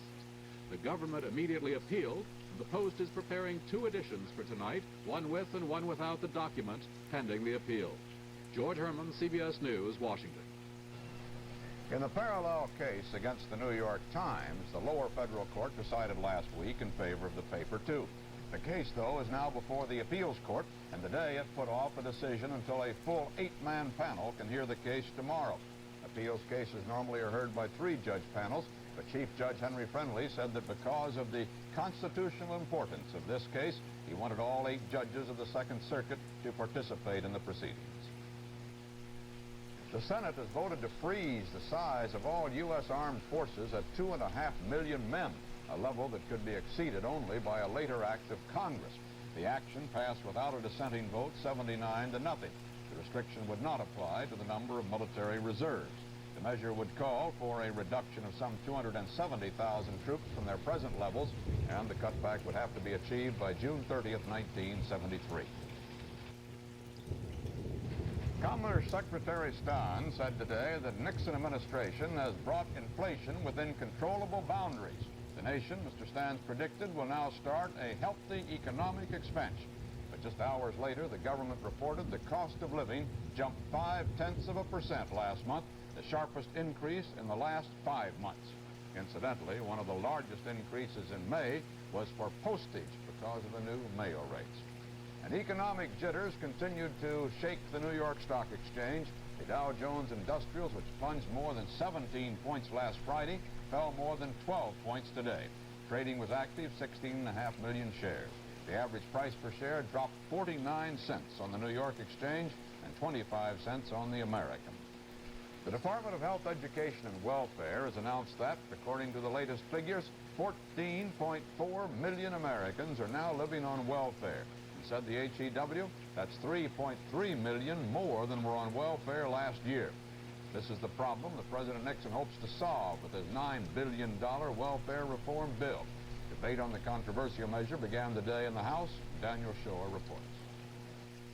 The first skirmish today cleared a free fire zone against President Nixon's welfare reform. By 200 to 172, the House voted to break the family assistance plan out of the package, including Social Security increases, for a separate vote, thus making the welfare overhaul more vulnerable. This procedure was proposed by the Rules Committee, whose chairman, William Culmer of Mississippi, said he didn't want to start down the dangerous road of guaranteed income for the poor. Today's vote was not, however, an accurate test because many supported this procedure for fear of possible worse mangling of the bill. But the welfare plan, the keystone of the president's domestic program, does appear to be in trouble. The latest, a letter from Governor Reagan asking the California delegation to vote against it. To line up support, Welfare Secretary Elliot Richardson has been on the phone with key representatives, and President Nixon is understood to be planning a statement before the vote tomorrow. Daniel Shore, CBS News, Washington. The Supreme Court has ruled that juveniles do not have a constitutional right to trial by jury. The majority in the 6-3 decision reasoned that if juveniles had jury trials, they would suffer the delay and clamor that marked the criminal adversary system. The court today also agreed to rule in its next term on whether the government has the right, without court approval, to tap the telephone of anyone who considers a threat to national security. 2 lower courts have ruled against Attorney General Mitchell's claim that the government's right of self-protection must prevail over the individual's right to privacy.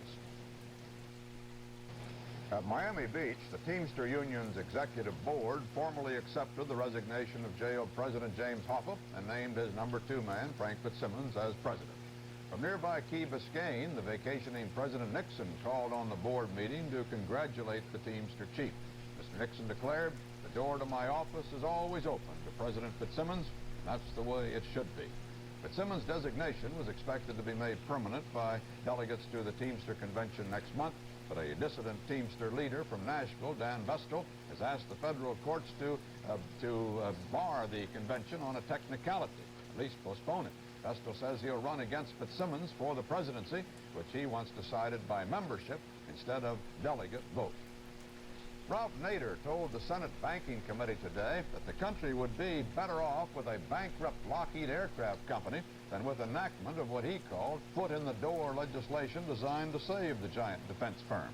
Nader argued that the grant of a loan guarantee now will only lead inevitably to a federal underwriting of the company's activities, and that such special protection will encourage other companies in trouble to line up in Washington for relief. Transportation Secretary Volpe wants Congress to require insurance companies to give his department records on damage and injuries in car accidents. In turn, the information would be made public by car model and year, so prospective buyers could judge which car is safer. The department also would use the information to induce the insurance companies to lower premiums on safer cars. When astronaut Edgar Mitchell flew to the moon last February in Apollo 14, he was interested not only in the physical sciences, but in phenomena which transcend physical senses. In other words, while in space, he attempted to communicate with people back on Earth through extrasensory perception, or ESP. Today in Durham, North Carolina, he discussed his findings, and Ike Pappas reports. The results of the Mitchell ESP experiments in space were carefully analyzed by several leading parapsychologists, including Dr. J.B. Rhine, considered the dean of ESP researchers. Using 4 associates on the ground, Mitchell, at designated times, attempted to transmit through thought certain ESP symbols, which are standard. He did this only on rest periods and only during the coast phases to and from the moon. No transmissions were attempted behind the moon. Mitchell described his part of the experiment. I would concentrate on the symbol for 15 seconds each symbol for 15 seconds till I'd completed the 25. That constituted my part of the test. And I did this on 4 successive days, thus only using 4 of my 8 columns.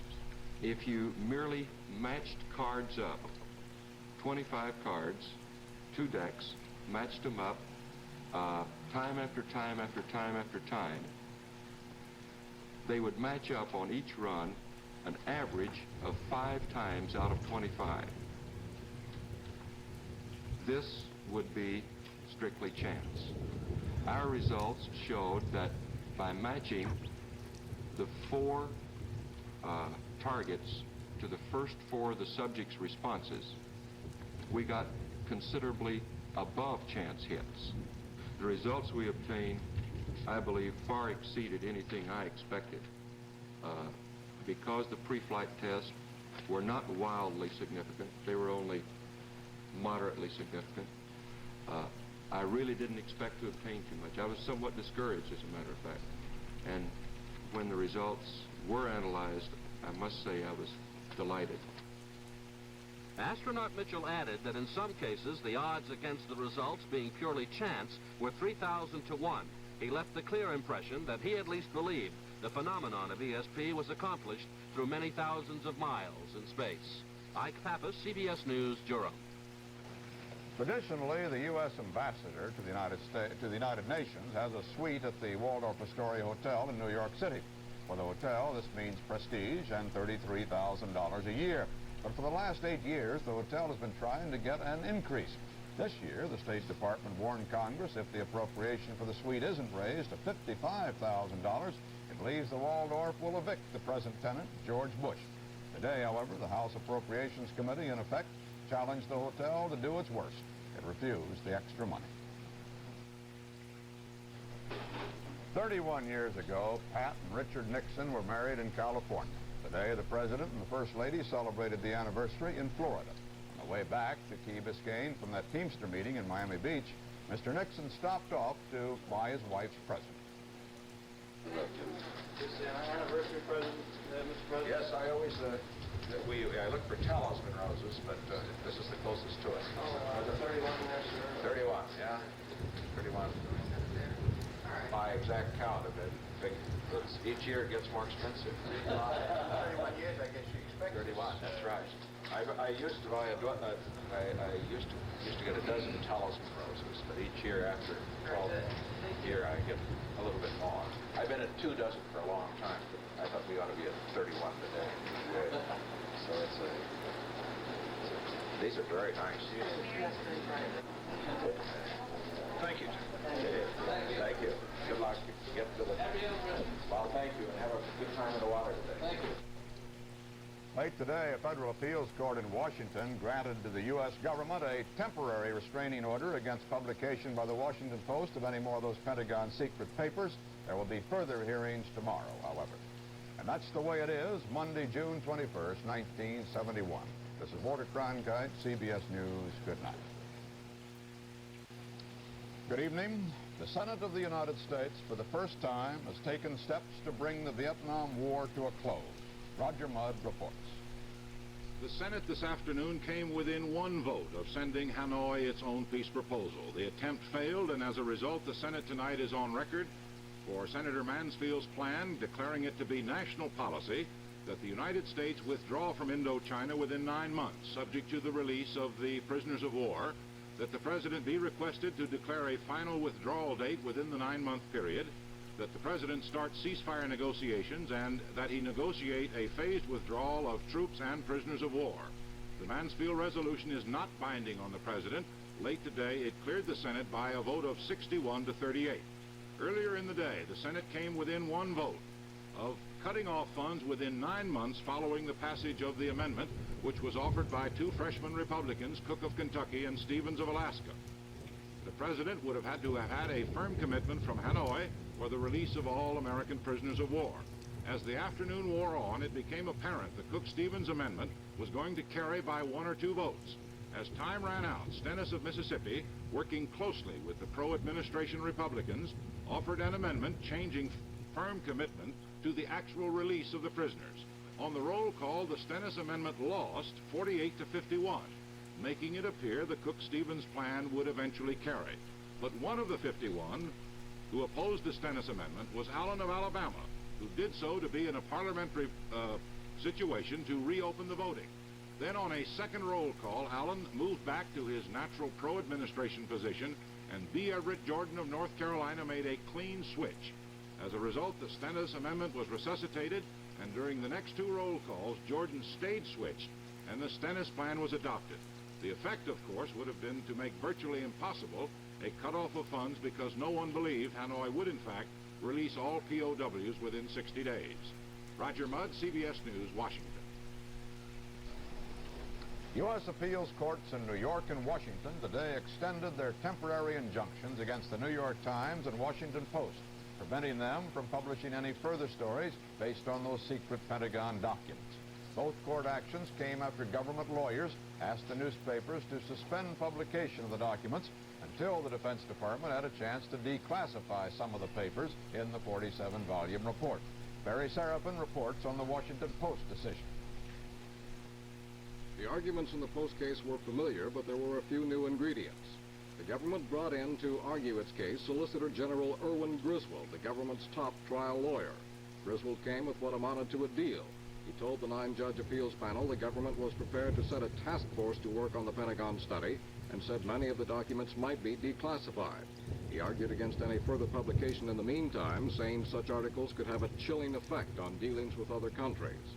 Post lawyer William Glendon said the government had not proved its case, that there had been no dire effects from the articles published so far, and he warned that curtailment of freedom of speech would leave the government free to dole out only what news it wanted.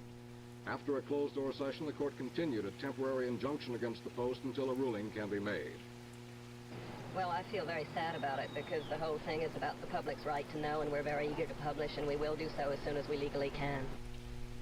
The appeals court is not expected to issue its ruling tonight. Whichever side loses is almost certain to appeal to the Supreme Court, but time is running out. The High Court will recess next week for 3 months. Barry Seraphin, CBS News, Washington. The decision by the U.S. Second Court of Appeals in New York came shortly after the Washington action. Robert Shackney has the report on that. The 8 judges of the Second Circuit had read all the briefs and examined the lower court records. and so they were ready with a series of sharp questions for contending lawyers. U.S. Attorney Whitney North Seymour was asked repeatedly whether all the documents in this case should really have been classified top secret. Not all was his reply, but certainly some. Does the president have the power to stop a newspaper from printing a story under the First Amendment? Yes, said Attorney Seymour, the executive privilege when it comes to national defense documents is substantial. Times lawyer Alexander Bickel argued that the government could not prove imminent mortal peril to the nation as a result of the Times story, and so the First Amendment guarantees about freedom of the press did apply. From the judges, there were questions to Bickel on how the New York Times could take onto itself the power to decide what properly was a national defense secret. U.S. Attorney Seymour told the court the government was prepared to review and possibly declassify part of the documents in question, but would need 45 days to do so. Chief Judge Henry Friendly said the court's decision would come as quickly as possible, in a matter of days. Until then, he said, the Times remains prohibited from printing any more stories based on the secret documents. Robert Shackney, CBS News, New York. While the government's fight with the newspapers continued, Defense Secretary Laird revealed today that he has ordered a review to reclassify the secret papers. I can assure you that in our security review, we will make a special effort to review the McNamara papers.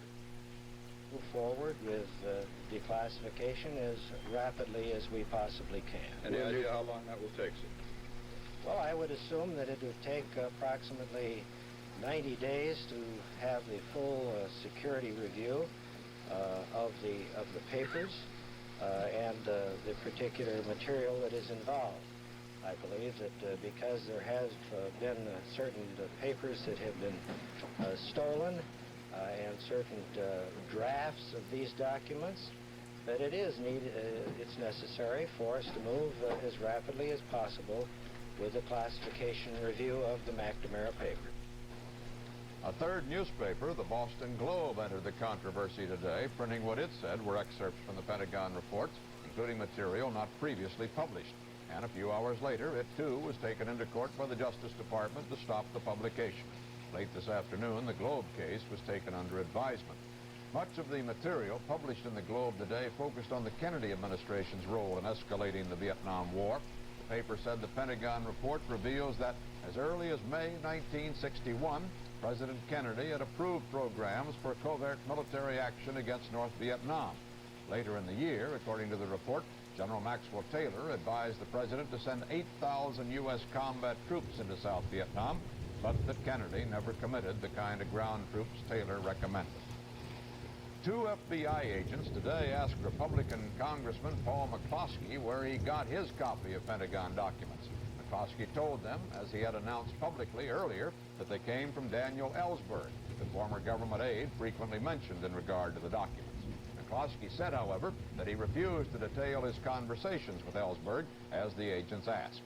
McCloskey surprised the FBI men by inviting the press to sit in on their discussions. The congressman later relented and met the agents alone. 3 months ago, at the height of a devastating civil war, the United States had banned all shipments of military equipment to Pakistan. But the New York Times reports that a freighter, the Padma, which sailed from New York Harbor for Karachi today, is carrying planes, parachutes, and spare parts for military equipment, apparently in violation of that ban. Well, today, Defense Secretary Laird said that the ship did not carry anywhere near the arms that the Times listed. And the State Department said even if the cargo is arms, there's no violation because they would have been purchased prior to the ban. While the Senate considered drastic measures to end the Vietnam War, the House was completing work on a major domestic bill, one that President Nixon has called the most important social legislation in 35 years. Daniel Shore reports. The House is now voting and appears to be about to approve President Nixon's welfare reform with its carrot of $2,400 minimum income for a family of 4 and its stick of required work for the able-bodied, including many welfare mothers. The administration lobbied strenuously for the program that President Nixon calls his #1 domestic priority. Shortly before the vote, the president wrote to House members saying the plan will make dramatic progress towards helping poor families obtain dignity and opportunity. Joining in opposition in a day of debate were conservatives calling minimum income for the poor a Trojan horse, and some liberals protesting that benefits were too low and work requirements repressive. But Ways and Means Chairman Wilbur Mills worked to hold a majority in the center with the argument that defeat of this plan would mean no change in a welfare system whose rolls are climbing towards 15 million persons. Daniel Shaw, CBS News, Washington. The government has taken some of the sting out of the 0.5% jump in the cost of living last month. Today it announced that even with that jump, the average worker's purchasing power in May climbed almost 0.8% to a little more than $125 per week. In a move to stimulate the economy, the Nixon administration has formally proclaimed new tax rules, in effect permitting businessmen to deduct more for depreciation of equipment. The rules will save business and industry an estimated $39 billion in the next decade. Immediately, an associate of consumer advocate Ralph Nader said he'd sue to block the new rules on grounds that only Congress and not the president may make such a tax change. Nader himself today told a congressional commission that some big banks are cheating on the federal consumer protection laws, particularly by not specifying exactly the interest rates on credit cards. Nader blamed laxity in federal enforcement for the problem. The Senate Banking Committee has ended its hearings into Lockheed Aircraft financial problems, and Committee Chairman Sparkman predicts that some kind of action will be taken to save the giant corporation from bankruptcy. Sparkman said the committee may choose to set aside the administration bill aimed specifically at helping Lockheed and vote instead for a measure that would apply to many firms in financial trouble. Out of concern over population pressure on U.S. resources, the President and Congress set up a national commission on population growth and the American future. But in Chicago today, that commission heard that many Americans would oppose any government policy to control population. Ike Pappas reports. The National Commission is attempting to study population growth in America and ways to deal with it in the future. Its interim report pointed out that the nation is growing at the rate of 6,000 persons a day, or 2 million a year. Commission Chairman John D. Rockefeller suggested that population growth must be limited for future Americans if they expect to enjoy what he called a high quality of life. But Chicago black leader Jesse Jackson today testified that black America will not accept this premise. Many of the people who ask us to engage in this population control program do not take into effect that of the basic drives of food, clothing, shelter, sex, and recognition. About the only one that we have in access to is sex.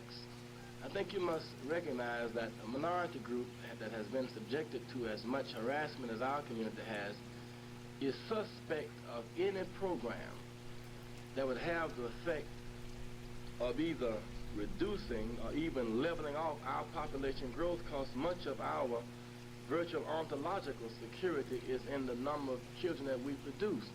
The commission heard from Ellen Peck, author of The Baby Trap, who criticized the national media, particularly women's magazines, for encouraging childbirth through the glorification of motherhood. I think we have to realize that when a product push is based on maternity, maternity is pushed along with the product, since the situation is idealized and shown in its best light. And if there is one thing that does not need to be advertised in the 1970s, it is motherhood. Indications are the commission might recommend to President Nixon a national effort to assist in reducing the number of unwanted pregnancies in America as a way of controlling future population growth. Ike Pappas, CBS News, Chicago. The natural mother of the celebrated baby Lenore, Mrs. Olga Scarpetta, lost a legal round late today in Miami. There, a judge denied her petition for the year-old baby, meaning the New York couple who want to adopt her, the Nicholas DiMartinos, retain custody. Ms. Scarpetta's lawyers indicate they'll appeal. The highly charged issue of American prisoners in North Vietnam will be examined tonight in the first of 2 hour-long CBS News special reports. That's at 10 p.m. Eastern Time. The Federal Communications Commission ruled today that the CBS News production of the documentary Selling of the Pentagon complied with the Fairness Doctrine. The network, says Chairman Dean Birch, appears to have afforded opportunity for presentation of contrasting views. The statement was addressed to Congressman Harley Staggers, who is investigating the broadcast about Pentagon public information activities. On the New York Stock Exchange, the Dow Jones Industrials, which fell almost 30 points in the last 2 trading days, lost more than 2 additional points today. Volume was 15,200,000 shares. The average price per share dropped to some 11 cents on the New York Exchange and 10 cents on the American. 6 weeks ago, a Los Angeles stamp collector went to the post office to buy some ordinary stamps, not for his collection, just for postage. And then he looked at the purchase and did a double take. Jim Kilpatrick tells why. This may look like an ordinary roll of 6-cent stamps. They may not have torn just right on the edges, but so what? Probably the printing machine just made a mistake. Well, they don't make mistakes printing stamps, at least not very often, and when a mistake is made, the stamp becomes very valuable. This roll of 100 stamps could be worth more than $1 million, depending on what collectors want to pay. They were bought by Clifford Cunningham, a Los Angeles stamp collector. For the first few days after my find, I would get up in the middle of the night, and I'd come out and take them out and look at them and examine them to make sure. It's like someone would say you have to pinch yourself to make sure you're alive, and this really has happened to you, you know. The only time that I'm not excited is when I go to bed at night, and I wake up excited over this find. So, the stamps contain 4 eras. The perforations are in the stamp, not on the side. The red stripes in the flag and the background are partially blue, and there is an unusual line on one side. Cunningham kept his discovery secret for 2 months, fearing the post office would reprint the era, making his stamps almost worthless, or even making him give them back. I bought them in good faith. I paid them my $6 for the 100 roll of stamps, and they belong to me. And I certainly appreciate them as a philatelist. For Clifford Cunningham, an amputee who cannot work, the discovery possibly means a whole new way of life, free from financial worry. Jim Kilpatrick, CBS News, Los Angeles. The last time a major mistake appeared on a U.S. issue in 1962, the government deliberately reproduced the mistake on other stamps to devalue them. But our people report from Washington that postal authorities apparently do not intend to duplicate the mistakes on Clifford Cunningham stamps, leaving his potential business and profit intact.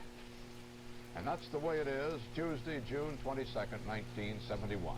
This is Walter Cronkite, CBS News. Good night.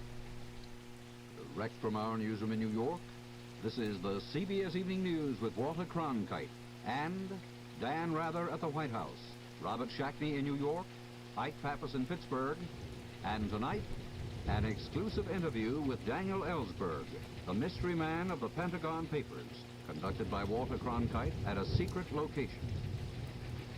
Good evening. Publication of parts of the 47-volume top-secret history of American involvement in Vietnam has triggered a major constitutional legal battle over government secrecy and freedom of the press.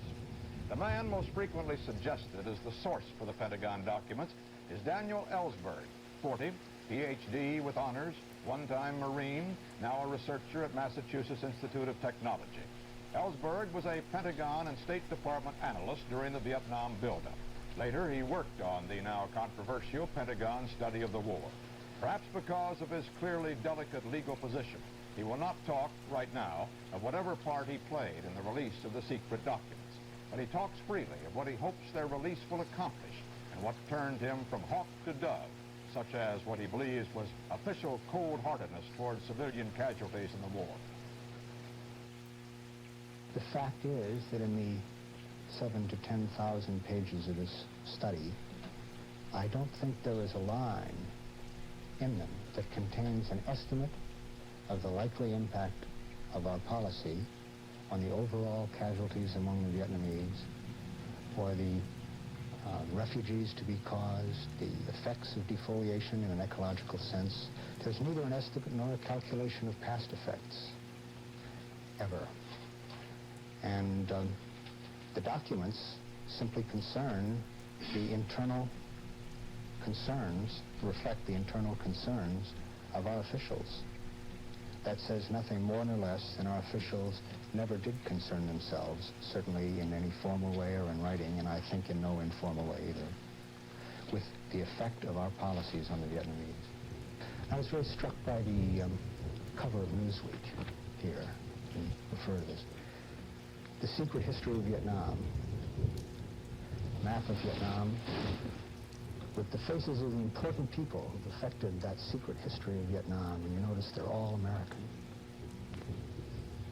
Every one of them. Now that reflects accurately the way the history of Vietnam emerges from those studies, that is, from the internal documents of the United States. It reflects the way the Vietnam War is seen from Washington as to who matters and who doesn't. And there's great realism to that, actually. As I say, I'm familiar. I was part of that system. I know how that's looked at. There's realism to that. The war has been an American war. And there's certainly realism to the way that it's in reflecting the actual attitudes of the people making the decisions. Nowhere in those cables or estimates, I think, outside of memos by a few people, General Lansdale being one, I think will the public find, when they read these, a Vietnamese leader described with concern, friendship, or respect, or evaluated in any terms other than as an instrument of American policy. The Vietnamese leaders with whom we've been dealing, unfortunately, have the character that they tend to see themselves that way, and the other Vietnamese know it. As for Vietnamese who aren't leaders, they're not in the study at all. They're just not there on either side. And that's a large part of what's been wrong. I came back then with this sense, an additional sense of concern then about what we were doing to the people of Vietnam, as well as what was happening to this country, a concern that many people shared by 67 and 68. By 68, I had read most of his study, written a draft for one volume of it. And, well, can you imagine yourself what you'd feel like to have read those 7,000 pages, judging from the 1,000 or so you've seen summaries of so far, and reading the news to the public every night, not able to tell them the existence of the study or what it was you'd read? It's funny, I've been reading about myself here, obviously, in these accounts, and it's some of it is almost amusing, the inferences of my being very tortured by guilt. Actually, I had to say I didn't feel guilty for things that I'd done in Vietnam. I felt very concerned. I felt that the knowledge gave me a kind of responsibility that others didn't have. But the very simple explanation came to me as to the impression I apparently had been giving to people over the last year, was that I'd read this history. I've read all of it. I've read it several times. I think it obviously led me to kinds of activity against the war publicly. They were simply very baffling to my colleagues, none of whom had read the study, almost none of whom knew of its existence, or the fact that I'd read it. I think maybe they'll understand some strange things about my intensity that they describe a month from now.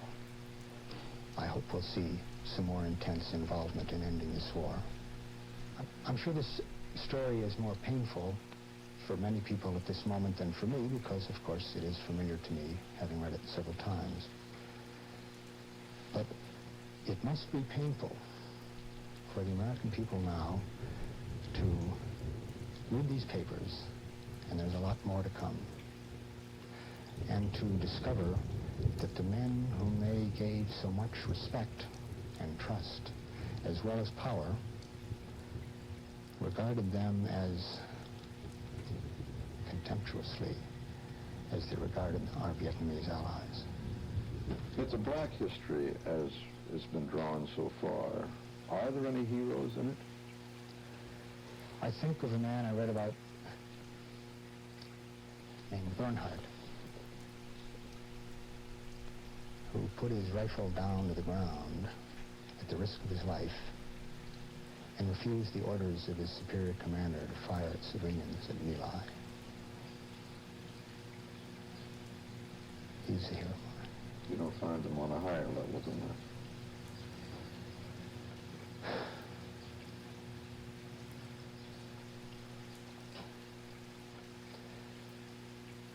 That's a hard question you've asked me. I hate not to find it easy to answer. I hate as an American not to find it easy to answer that. Looking at the record, it seems hard to me to find men who have lived up to the responsibilities of their office in terms not only of what they did, but of what they could have done, what they should have done given their feelings. What would you expect to be revealed from the documents that might come out in future days or weeks? What's still back there that we can look forward to? Well, I think that the real lessons to be drawn are yet to be seen by the public. And they're not from any one period or any one episode. They really come from seeing the whole sweep of the history. There's never been in a year when there would have been a war in Indochina without American money fueling it. The perception that I had, just like I think most people in the country, that this was in some sense an ongoing war which we had joined, for good or bad, screened out many of the moral aspects of the conflict. And to discover, on the contrary, that in Indochina, if we had not been supplying the money and the napalm and buying soldiers, paying for equipment, finally supplying our own soldiers, there would have been violence. There would have been violence among non-communists, among the sects, political violence. There would have been assassinations, raids, some degree of guerrilla action. Communists against other communists. The Trotskyites were wiped out by other communists in Saigon in '45. There wouldn't have been anything that looked like a war, and to say that is to say that Americans bear major responsibility, as I read this history, for every death in combat in Indochina in the last 25 years, and that's 1 to 2 million people. An expanded version of that interview will be broadcast over many of these stations at 10:30 tonight, Eastern Time. The battle over the Pentagon Papers now has involved all three branches of government. And today, President Nixon moved to make the entire study available to Congress, but it will go to Capitol Hill still carrying a top-secret label. Dan Rather reports. Investigators told President Nixon from the beginning that the probable motive for leaking the Pentagon Papers was to force a faster withdrawal from Vietnam now. Top political strategists for Mr. Nixon told him they suspected that the leak and the New York newspaper stories were deliberately timed to be of maximum aid to Dove Democrats in crucial Senate votes this month. President Nixon is described as uncertain about whether that is true, but absolutely convinced that piece-by-piece revelations of the study in newspapers was unfair to several former members of preceding administrations. There's been no direct contact between President Nixon and former President Johnson about this, no indication that any ranking member of the Nixon staff has been in contact with Johnson men. But convinced that the Congress was about to hold hearings on the controversial papers, Mr. Nixon decided this past weekend in Florida that it was unwise politically for himself, unfair to former President Johnson and others, to allow congressional hearings based on incomplete and, in Mr. Nixon's opinion, biased information. So this morning, President Nixon called to the White House Senate Majority Leader Mike Mansfield for a meeting described by News Secretary Ronald Ziegler. The President told Senator Mansfield that the unauthorized publication of portions of the documents created a situation in which Congress would necessarily be making judgments in the meantime on the basis of incomplete data which could give a distorted impression of the report's contents. For that reason, the President feels it is only fair to the Congress and the persons mentioned in the documents that the full report be made available. Since the documents relate primarily to the Johnson and Kennedy periods, President Nixon pointed out that he is not in a position to vouch for their accuracy or completeness. Several well-placed sources told CBS News that Defense Secretary Melvin Laird and Senate Minority Leader Hugh Scott were key men in convincing President Nixon to allow Congress to have the full documents, and that Attorney General John Mitchell was opposed. The White House flatly denies this, says the President acted on his own, and that all of his principal advisors agreed.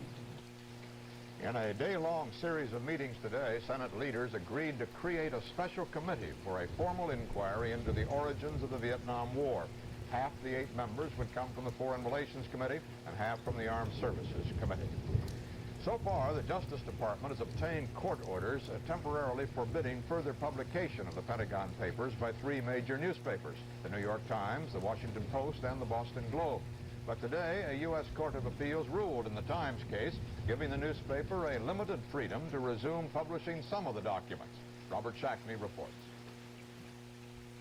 The United States Second Circuit Court of Appeals, in a split 5-3 decision, has in effect divided those secret Pentagon documents into 2 parts and ordered that one part, not publicly specified, be reconsidered in secret session by District Judge Murray Gurfein before the New York Times can go ahead and publish further news stories. The appeals order says that Judge Gurfein has to make his ruling by July 5th. The appeals court today set this Friday as a deadline for dividing the Pentagon document into the 2 parts. Until then, the Times cannot publish any portion of the Pentagon document. After Friday, it can publish that part which the court has cleared. 3 judges dissented from this ruling, said the Times should be allowed to print whatever portion of the Pentagon documents it wants to. Robert Shackney, CBS News, at Federal Appeals Court in New York City. The Chicago Sun-Times, the 4th newspaper to report it had obtained parts of the Pentagon Papers, said today they showed the Kennedy administration to be intimately involved in the maneuvering which led to the overthrow of the Diem regime. The Sun-Times quoted State Department memoranda saying President Kennedy decided to put pressure on the South Vietnamese president to get rid of his brother, Ngo Dinh Nhu, as chief of the secret police. The memoranda by former Assistant Secretary Roger Hilsman also reportedly set forth circumstances under which the United States might encourage the overthrow of Diem, who subsequently was killed in the 1963 coup. In New York, Hilsman called the memoranda contingency planning, but he said the documents were taken out of context and thus reflect only part of the history. Hilsman added, "What you have here is an example of why I am in favor of publication of all documents." The Justice Department said it will not try to halt the Sun-Times series because the documents quoted there were declassified in 1968. Despite criticism from home and abroad, South Vietnamese President Thieu today signed into law a bill aimed at increasing his chances for re-election. Critics say that the new law, which will limit the candidates for president, makes a completely democratic election virtually impossible. And it very well could eliminate one of the 2 men who seem certain to oppose Thieu, either Vice President Key or former head of state Dong Van Big Min. The Dow Jones Industrials broke the losing habit on the New York Stock Exchange today, rebounding more than 5 points. Volume was on the light side, 12,600,000 shares. The average price per share rose 36 cents on the New York Exchange and 13 cents on the American. European leaders today hailed the agreement for Britain's entry into the common market. But in London, there is some concern. Parliament still must ratify the agreement reached in Luxembourg early today, and there's widespread public objection to the move, notably among labor unions. If Britain does agree to entry in 1973, Ireland, Norway, and Denmark are expected to follow suit quickly, uniting 10 countries that would rival the United States for economic domination of the Western world. The immediate effect on the United States probably would include lower British tariffs on American manufactured goods, but a reduction in U.S. grain sales to Britain. The Soviets have broken their old endurance record for manned spaceflight. This evening, their 3 Soyuz 11 cosmonauts in that Salyut space lab passed the old mark of 17 2/3 days, set by the 2 Soyuz 9 cosmonauts a year and a half ago. At the Manned Space Center in Houston, U.S. and Soviet space experts have begun discussing the possibility of joint space missions to test compatible docking systems. The discussions involve space vehicles already in existence, which means that joint Soviet-American missions could take place within a few years. In what may be a significant development, the North Vietnamese delegation to the peace talks announced that Le Duc Tho is returning to Paris to head Hanoi's negotiating team. Tho, who's arriving from Moscow, was last in Paris in April a year ago. When he left, Tho said he would return if the situation warrants it. That depends on President Nixon, end quote.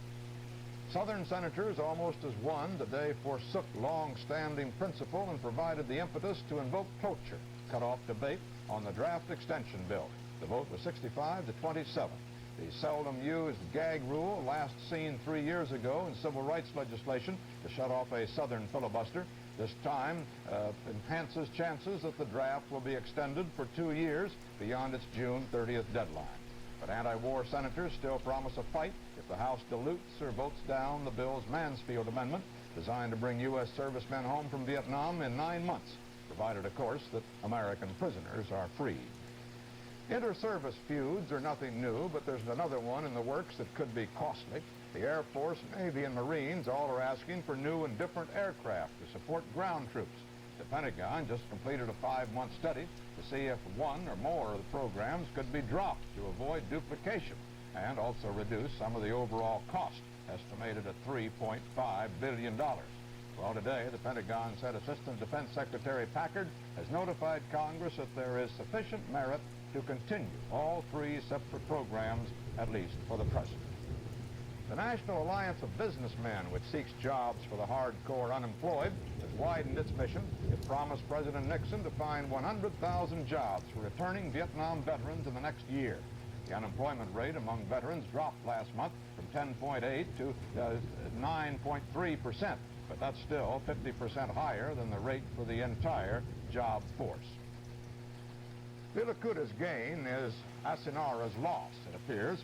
The Italian government says it will move those 15 exiled mafia bosses tomorrow from the outraged island of Filacuta in the Tyrrhenian Sea, far, far away to another tiny island, Asinara, off Sardinia.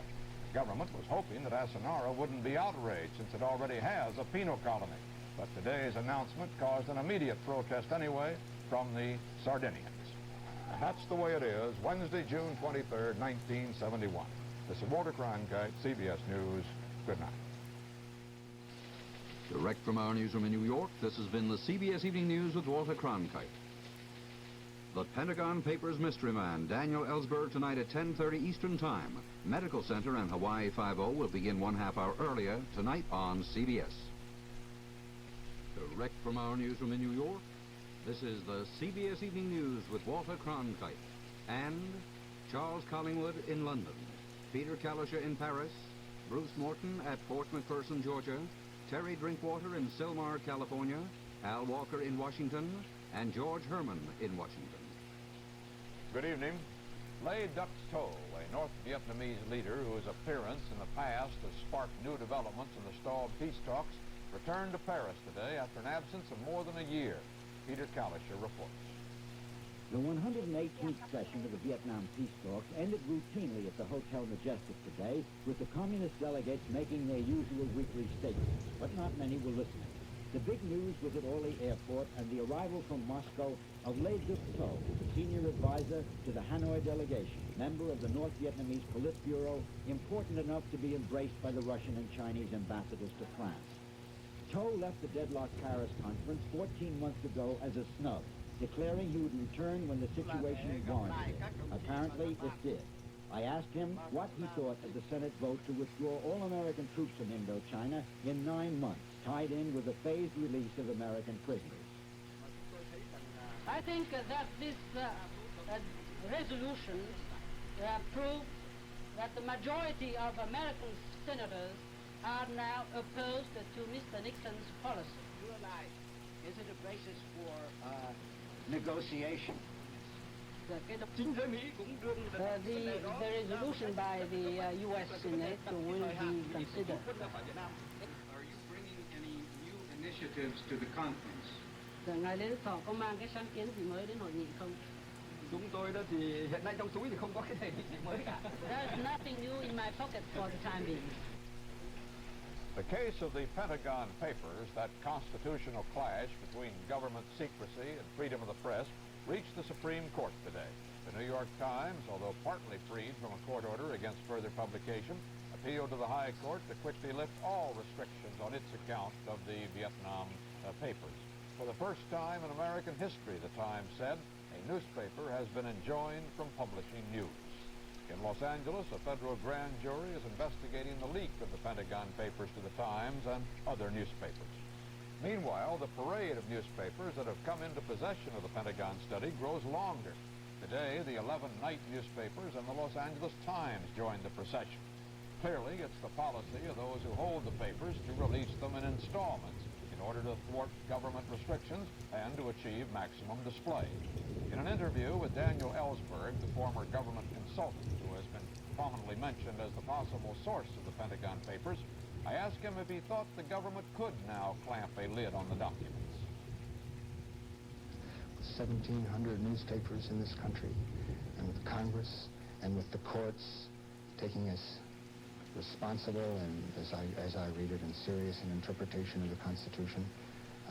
No, these are facts. The idea of trying to catch them all and bring them back and put them back under the top secret stamp and in the sensitive safe with floods of federal marshals has some ludicrous aspects. You expect a rolling barrage, 1,700 days of revelations in 1,700 different papers? I've enjoyed reading the papers the last week. I've been reading the truth about the war in the public press, and it's like breathing clean air. One of the accounts of the Pentagon Papers said that President Johnson and his advisors were planning the bombing of North Vietnam even as the president in his election campaign was speaking against such bombing. Well, today, the Baltimore Sun quoted a document challenging that view, saying that Johnson remained skeptical about the bombing even after the election.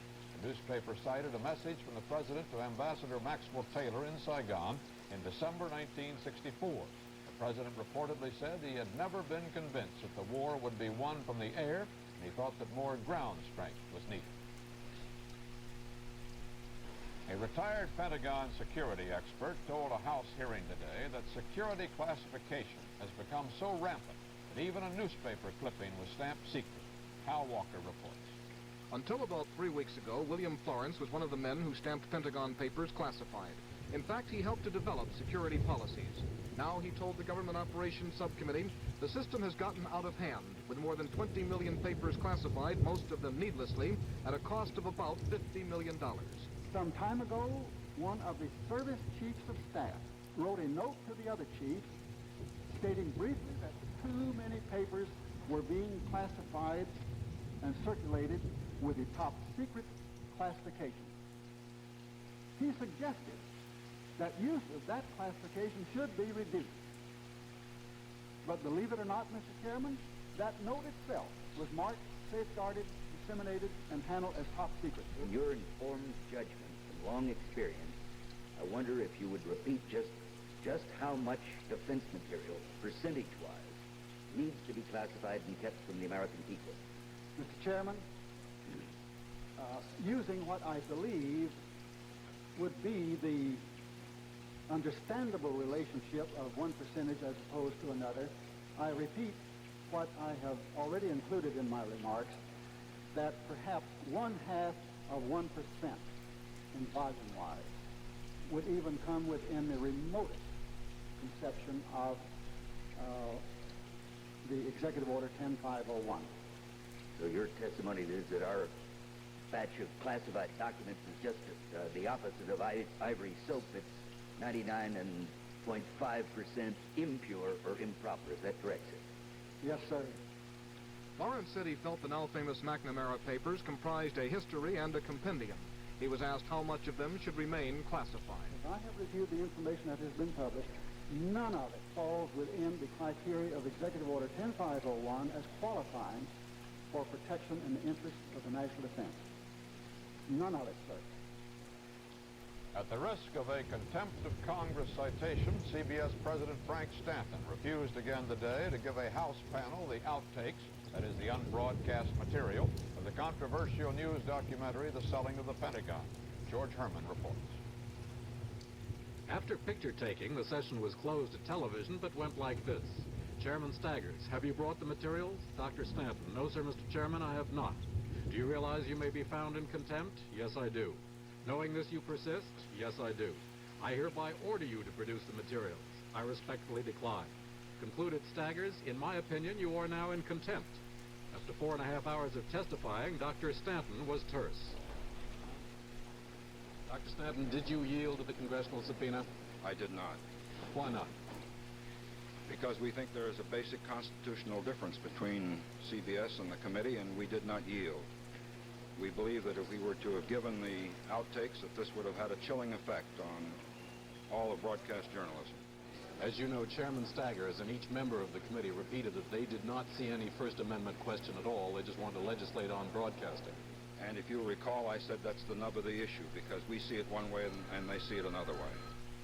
To the subcommittee inside, Dr. Stanton had said the network was exercising its First Amendment rights against congressmen trying to determine whether the selling of the Pentagon or any other CBS News report met government standards of truth. Committee members retorted that broadcast news was not included in the dictionary definition of journalism or the freedom of the press protected by the First Amendment. Chairman Staggers, after the session, charged that CBS had distorted the documentary's filmed interviews into falsehoods. Now, if this is allowed to happen, and we don't do something about it, and if we can do something about it, I think the era of Big Brother has arrived. I think that if the awesome power of these TV cameras, and those that are behind it, I don't say you men or these boys that are running these cameras here, but the awesome power of your bosses, they can control America and the thought of America. Whether it's whatever it might be, they can say this is the truth, and it isn't the truth then, if this is allowed to stand. And we must have those outtakes in order to judge what actually took place. We have sworn testimony that they're false and fraudulent, but we need them to see how it was done and where it was done, so we can make some kind of legislation which will remedy it, so that the American people will know that they're getting the truth and nothing but the truth. The subcommittee will vote on contempt proceedings early next week, the full Commerce Committee shortly thereafter. Both are expected to back Chairman Staggers and vote for contempt. Then it goes to the floor of the House, which usually backs up its committees. George Herman, CBS News, Washington. The Senate voted 72 to 16 today to extend the draft for 2 years. But there could well be a stumbling block in the more hawkish House, where it seems unlikely the measure's Mansfield Amendment will be approved. The Mansfield proposal calls for the withdrawal of all U.S. troops from Vietnam within 9 months, provided American prisoners are released. There was one Senate hawk, Barry Goldwater, who got in his verbal licks before the final vote. If these doves feel this way today, they certainly have been dovish all along, and they could have done the same thing to either Kennedy or Johnson, but they wait till Nixon comes along, and Nixon is the only president who's actually getting us out of this war.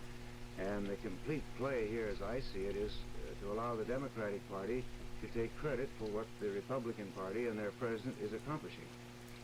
You don't come by these convictions in a hurry. You don't become anti-war overnight. It takes some time to brew that one up. And I wonder, for example, why Ted Kennedy didn't tell his brother Bob not to advise his brother Jack as he advised him. I wonder why McGovern didn't become more vociferous back in the days of Johnson. Why does he wait till a man who's ending the war is getting at it? They weren't on the boat, that's all. In another move aimed at strengthening the Arab position in the Middle East, Iraq and the Soviet Union today signed a preliminary agreement of economic and technical cooperation. In Israel, meanwhile, officials denied reports that the Soviets and Israel might be near a renewal of diplomatic ties. In fact, the diplomatic correspondent for the Jerusalem Post said the outlook is extremely poor for them. In New Delhi, India today, more than 1,000 angry demonstrators gathered outside the U.S. Embassy to protest the shipment of American military supplies to Pakistan. The embassy issued a statement that the 2 shiploads of supplies were contracted for before the ban, but it added that the government was unaware of the shipments until officials read about them in a newspaper.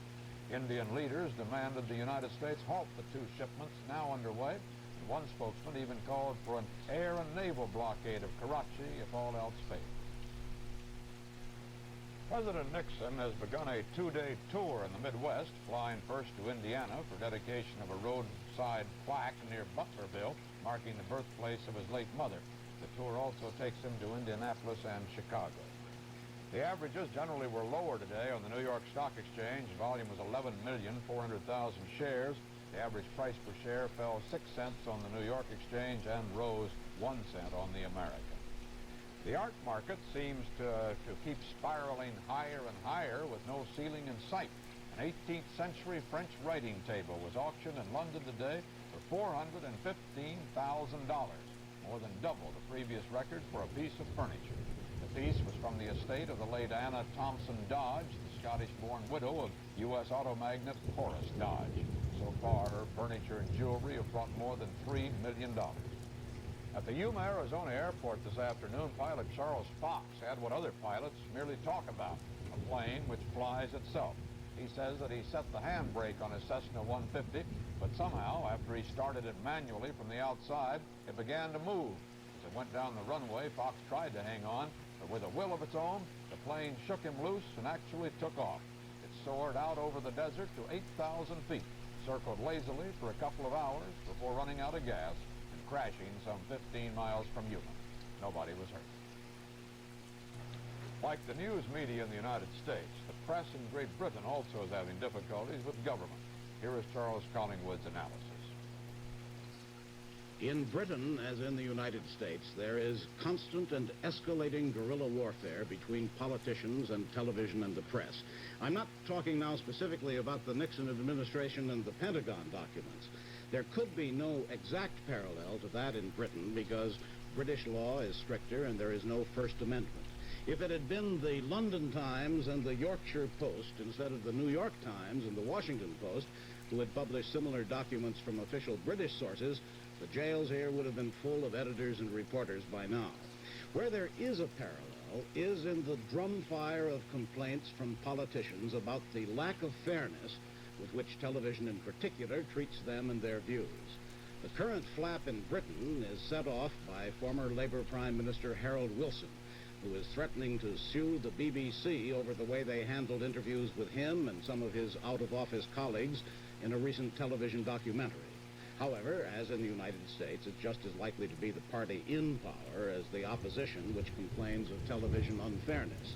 For all their tough talk, politicians of whatever persuasion seem to be very sensitive and easily wounded creatures. All of this is very different from a few years ago, when in both Britain and the United States, you practically had to beat politicians away from the camera with a baseball bat, and they were pathetically grateful for a minute or two of airtime. In those days, learned journals were full of studies expressing alarm that television might dominate politicians. Now they're concerned that the politicians may dominate television. As a matter of fact, neither of those things is likely to happen either in Britain or in the United States. The sensitivity of politicians and the conscience of television and the press tend to act as mutual correctives. A watchful coexistence rather than a love affair between politicians and television seems to be the emerging pattern on both sides of the Atlantic. Charles Collingwood, CBS News, London. The British government, incidentally, advised Washington today that it is concerned about revelations of diplomatic discussions in those Pentagon Papers. And that's the way it is, Thursday, June 24th, 1971. This is Walter Cronkite, CBS News. Good night. Good evening. The Supreme Court agreed today to an extraordinarily quick hearing of the case of the Pentagon Papers and its constitutional conflict between free press and government. Daniel Shore reports. It seemed inevitable, and it's happened. The Supreme Court has decided to hold a hearing tomorrow morning to resolve the tangle of conflicting decisions over what of the Pentagon Papers can be published, and more broadly, the issue of freedom of the press versus government security. But in agreeing to hear the cases of the New York Times and the Washington Post, the court split 5-4 on what happens tonight when both papers are free to resume their series interrupted by injunctions. The Post would have been free to publish anything it wanted.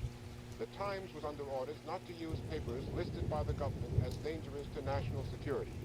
That, the Times told the court, is unfair, especially since it was the Times that broke the story in the first place. The court majority, led by Justice Berger, decided to put the Post under the same restriction as the Times. Dissenting from that order were Justices Black, Douglas, Brennan, and Marshall. They said the restriction should be lifted from the Times. The court gave the Justice Department until 5 o'clock today to complete the list of Pentagon Papers that can't be used for the time being. 8 justices were here for the conference. Justice Douglas was reached by telephone at his summer home in Washington State. He is now on his way back for the hearing tomorrow, a hearing that marks the greatest confrontation in history between the government and the press. Daniel Shaw, CBS News, at the U.S. Supreme Court. Because the court's decision restricts some of the Pentagon Papers, both the Times and the Post said tonight they will not immediately publish the remainder. The Chicago Sun-Times tonight moved the disclosures of government documents on Vietnam into the Nixon administration. The newspaper said that in 1969, the Central Intelligence Agency advised the president that he could withdraw U.S. troops immediately, and all of Southwest Asia would remain just as it is for at least another generation. But the Sun-Times said that Mr. Nixon rejected the CIA assessment as too precipitate and equivalent of defeat and humiliation. The Pentagon has issued a 2-month draft call for 16,000 men in July and August, about half each month. But Selective Service Headquarters said it will not allocate the call to states until the draft extension legislation now before Congress is passed. A year ago, Dom Mintoff said he would run for Prime Minister of Malta, that strategic Mediterranean island, and at the time, Mintoff called for a neutralist government, free even from NATO. Elected just recently, Mintoff may have taken the first step toward his promised goal today when he ousted the commander of NATO forces in the Mediterranean, Admiral Giro Birondelli. The action sparked an urgent NATO session in Belgium, but at least one observer dismissed Mintoff's action, saying he doesn't like Italians in general, and he doesn't like Birondelli in particular. Since its beginning in December 1965, the Cuban airlift has brought more than 250,000 refugees to the United States, and another 65,000 reportedly are awaiting passage. But today, the Senate Appropriations Committee voted to end the airlift by cutting off funds for the flights, which cost about $5 million a year. Chairman Alan Ellender said it helps the Castro regime deal with overpopulation and enemies, and that many of the refugees arrive penniless and become welfare clients. The State Department expressed hope that money could be found to continue the airlift, saying the United States has a moral commitment to the refugees.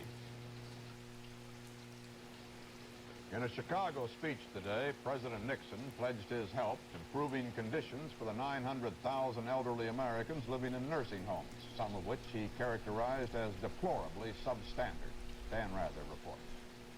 A few pickets protesting welfare cuts were barely noticed amid Chicago's generally warm reception. In Illinois, as in Indiana earlier, the president publicly politicked while privately trying to smooth over local squabbles among state Republican officials. His only public speech in Chicago before 2 associations of retired persons was a call to reform nursing homes. The federal government spends an estimated $1.7 billion a year helping nursing homes. Some are unsanitary, some are ill-equipped, some are overcrowded, some are understaffed.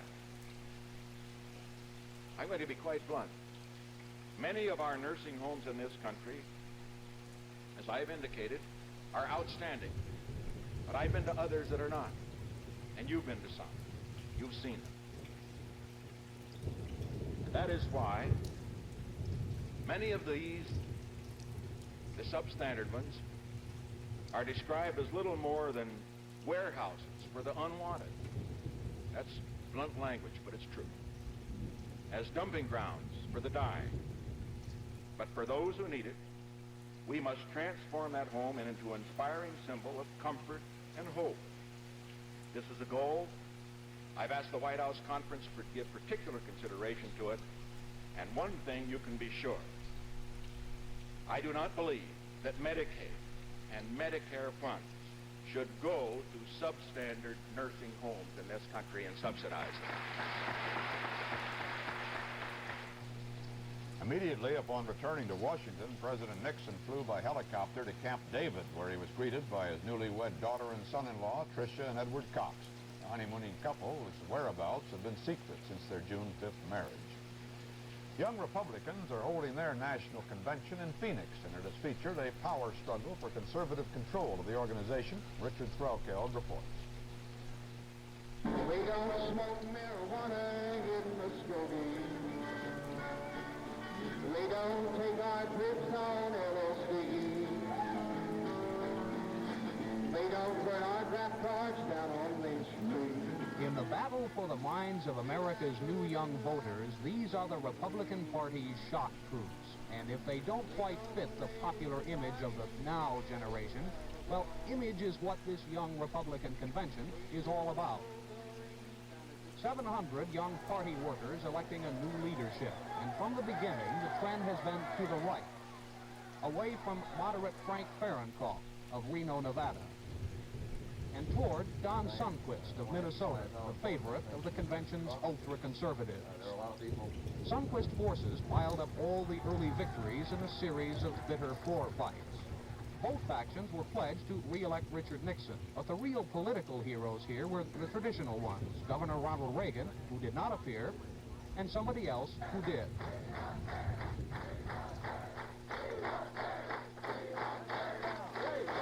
You can't forget it. Every war we've had, there's been a Democratic president in the White House when it started. And every peace we've had a Republican in the White House.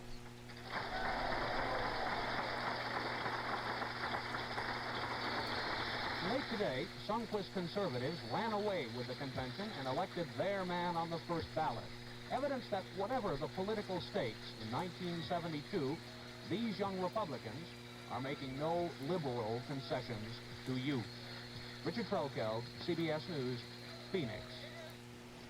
Yesterday in a floor speech, Senator Goldwater accused Democratic doves of having been silent on Vietnam under Presidents Kennedy and Johnson, and he named Senator McGovern among them. Today, McGovern called the charge false, saying he first spoke against the war in 1963 under Kennedy and continued to do so under Johnson. A federal judge has ordered an open hearing for Ernest Fitzgerald, the Pentagon cost analyst who says he was fired for his part in exposing the $2 billion excessive cost of the C-5A transport. Fitzgerald is appealing his dismissal, contending it resulted from his testimony to Congress. The Defense Department says his job was eliminated as part of a general cutback. The averages changed only fractionally today on the New York Stock Exchange. The volume was low, 10,600,000 shares. The average price per share fell 9 cents on the New York Exchange and rose 1 cent on the American. Almost 1,000 persons could not go home today in Imperial, California. Their houses were under a lingering cloud of toxic fumes, the dangerous after effects of a nearby airport fire yesterday. That fire destroyed a hangar where insecticides were being stored for crop dusting. Before the homes were evacuated, a first whiff of the burning pesticides made an estimated 200 residents sick with burning eyes and headaches. Christie's auction house in London today put up for sale some paintings by old masters. In less than 3/4 of an hour, art lovers had bid a record $8.75 million for them. The biggest bid, a little more than $4 million, for Titian's Death of Actaeon, was by a U.S. dealer who lives in London, Julius Weitzner. He said offhandedly that he'd hang the work over his daughter's fireplace. But there was speculation he means to sell the painting to someone else, probably a foreigner, since few Britons can afford millions for paintings these days. Britain's National Gallery, where the painting was hanging on loan, may attempt to raise enough money to match Weitzner's winning bid and keep the painting from leaving Britain. Our man on the road, Charles Kuralt, has gone a little out of the way this time, all the way to the Republic of Guyana, in fact, to add a postscript to a report he made last summer, a report on a man who fashioned massive buildings and human dignity out of nothing but mud. This is the end of a story that began last August when we reported on a remarkable man named George Black, who has been making bricks in Winston-Salem, North Carolina for more than 80 years. Well, after that story appeared, Mr. Black suddenly was celebrated. He was called to Washington to meet President Nixon. The United States Agency for International Development prevailed upon him to go to Guyana to teach brickmaking. Well, it's a long way from North Carolina, and it looks all different to a North Carolina man. But at the age of 93, George Black has made the trip, and as a result, things are looking up in the village of Victoria, Guyana, on the coast of South America. Mr. Black's first days in Guyana were a confusing whirl of flashbulbs and interviews and official meetings. Accompanied by his granddaughter, Evelyn Abrams, Tom Brabham, a 17-year-old lad from his North Carolina neighborhood, and Harvey Witherell, the USAID officer who piloted the project through layers of skeptical officialdom in Washington, Mr. Black found himself ushered into the inner office of United States Ambassador Spencer King, and later, with the ambassador at his side, into an even bigger office, that of Guyana's Prime Minister, Forbes Burnham. I understand you can produce 5,000 blocks a day? Well, yes, I used to. Well, I hope we teach our chaps to produce as many as that. George Black is a polite man, and he enjoys meeting presidents, prime ministers, and ambassadors well enough.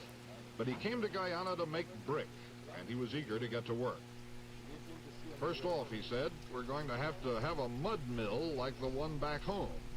You have to dig a hole here, and one, well, you have to go about 15 feet, about 30 feet is about what you want. And while they made a mud mill, Mr. Black did a soil analysis, not the kind a chemist would do, a better kind, based on 80 years of handling the good earth. That'll make a good brick. That'll make a good brick. Goodness, you can make a million brick here quick. Million bricks? American foreign aid is always being criticized, and often for good reason. But this is one small project that isn't costing much, and may end up improving the living conditions of a whole country. The soft accents of an elderly craftsman from North Carolina who had never been away from home before contrasted curiously with the clipped English accents of the Guyanese villagers, but they understood each other very well. I have molded as high as 8,000 miniatures. Yeah, 8,000. I was called a good brick molder. Yeah. I was called about the best.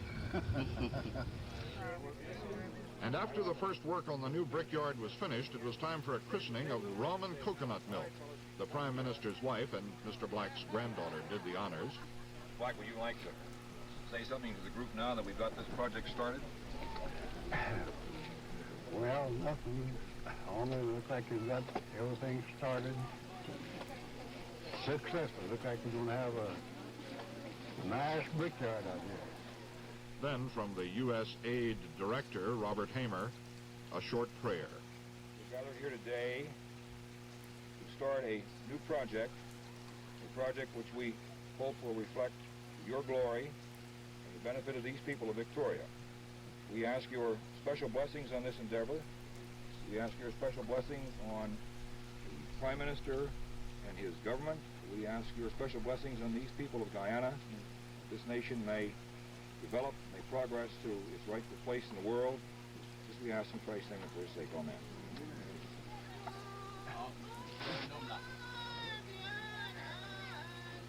We said this was the end of the story of George Black, but that's not quite so. The skill he learned 80 years ago in North Carolina now is being passed on through village and town in a country thousands of miles away. They're making bricks in Victoria, and soon in dozens of other places in Guyana, Mr. Black's knowledge will lead to better lives for people.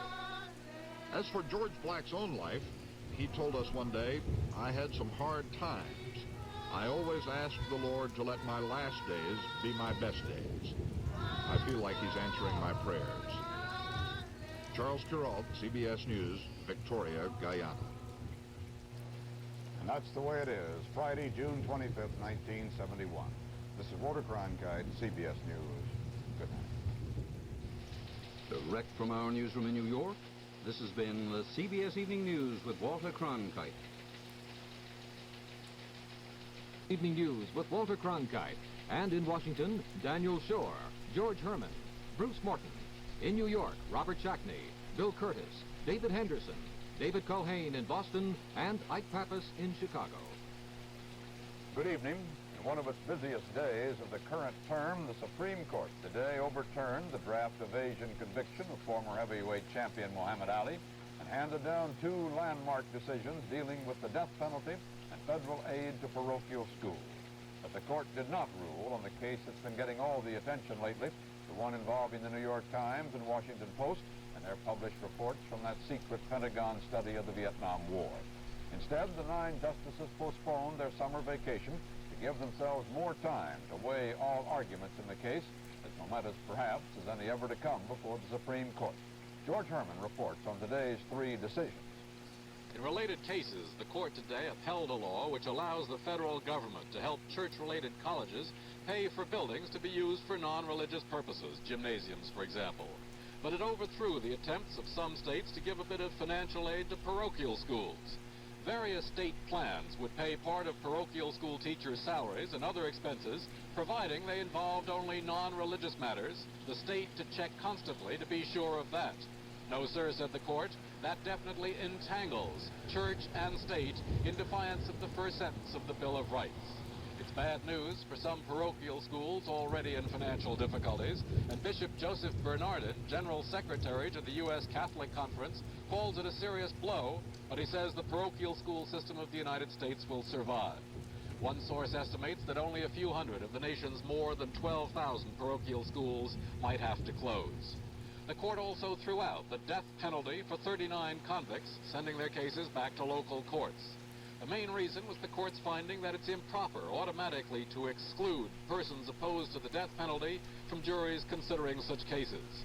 And next term, the court will probe even deeper. It's agreed to consider whether the death penalty itself violates the Eighth Amendment's ban on cruel and unusual punishment. And finally, the court unanimously threw out the conviction of boxer Muhammad Ali, or Cassius Clay, for refusing to be drafted. The court found Ali to be a conscientious objector and ruled that the Justice Department wrongfully implied to the draft board that he had not fulfilled a necessary requirement for obtaining that status. George Herman, CBS News at the United States Supreme Court. Ali heard about the day's decision in Chicago, where he's training for a fight with Jimmy Ellis. Ike Pappas reports. Contrary to his usual form, Muhammad Ali seemed subdued as he arrived at the Southside gym for a workout. A black Muslim, he thanked Allah and the court for his good fortune and told of how he got the news. Well, I was on 79th Street on the south side and just bought me orange in a grocery store, and the grocery owner came out and grabbed me and hugged me with tears in his eyes, a little black fella, and told me that you've just been vindicated and you're free. 8 judges all voted in your favor. And he just hugged me and squeezed me, and he was a little short, heavy-set fellow. Mohammed, in the past, you've been highly critical of the American system. In view of the decision today by the Supreme Court, how do you feel about our system now? Well, all I have to say is what's concerning my case. I don't know what's happening to this moment. I don't know who will be assassinated tonight. I don't know who will be enslaved or mistreated. I don't know who will be deprived of some other justice or equality. So I can't say nothing. All I can talk about is my case. And I'm thankful that the courts recognized my sincerity and my beliefs in this case.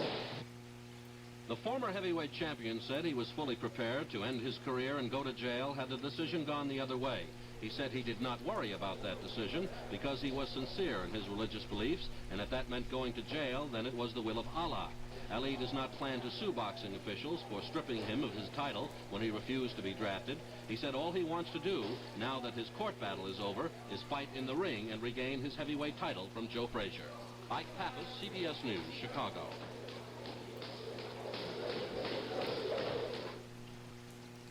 Now to Daniel Shore for a report on the Times Post case, which raises the fundamental question of the constitutional rights guaranteed to a free press. The most eagerly awaited decision of the year and many years did not come from the Supreme Court today, whether the New York Times and Washington Post can resume unhindered publication of the Pentagon documents. But there has been action in the court on that issue. It was not apparent as Chief Justice Warren Burger wound up the brief session after issuing other decisions. He made no reference to the newspaper case, but announced that the court, due to adjourn today, would only recess, subject to recall. But one justice was absent today, William Douglas, who had returned from his summer home in Washington State for Saturday's extraordinary hearing and flown back west yesterday. It developed that he participated in a court conference after the hearing, voted to sustain the newspaper's right to publish the documents, and regarded his work as done. This means that the Supreme Court has already made up its mind, at least tentatively, on the issue of freedom of the press versus national security, and that it is now only a matter of completing the paperwork before that decision is announced. Daniel Shore, CBS News at the U.S. Supreme Court. In Boston, Dr. Daniel Ellsberg, the man named as the source of the Pentagon copy that appeared in the New York Times, turned himself in today to federal authorities. David Culhane reports. Even if the FBI had wanted to arrest him outside the courthouse this morning, they probably couldn't have done it. Ellsberg was walled off by a mob of newsmen and supporters as he admitted that he was indeed the man who brought the Pentagon Papers to the press and congressional leaders. In the fall of 1969, I took the responsibility on my own initiative of delivering to the chairman of the Foreign Relations Committee of the U.S. Senate the information contained in the so-called Pentagon Papers, including the several studies on negotiations which have not been given to any newspaper. I could only regret that I had not at that same time released that information to the American public through the newspapers. I have now done so. I can no longer cooperate in concealing this information from the American public. I did this clearly at my own jeopardy, and I am prepared to answer to all the consequences of these decisions. That includes the personal consequences to me and my family, and whatever these may be, they can't, after all, be more serious than the ones that I and millions of other Americans have risked before this in the service of our country. Dr. Ellsberg, you have any concern about the possibility of going to prison for this? Wouldn't you go to prison to help end this war? Ellsberg was tense but composed as attorneys protested the government request for $100,000 bail. Ellsberg himself assured the court he would appear whenever and wherever asked. The court chose to believe him. In effect, he did not have to pay bail. He was released to prepare his defense against charges of espionage. David Culhane, CBS News, Boston. Later today in Los Angeles, federal grand jury returned an indictment against Ellsberg. He's charged with unauthorized possession of government documents and theft of government property.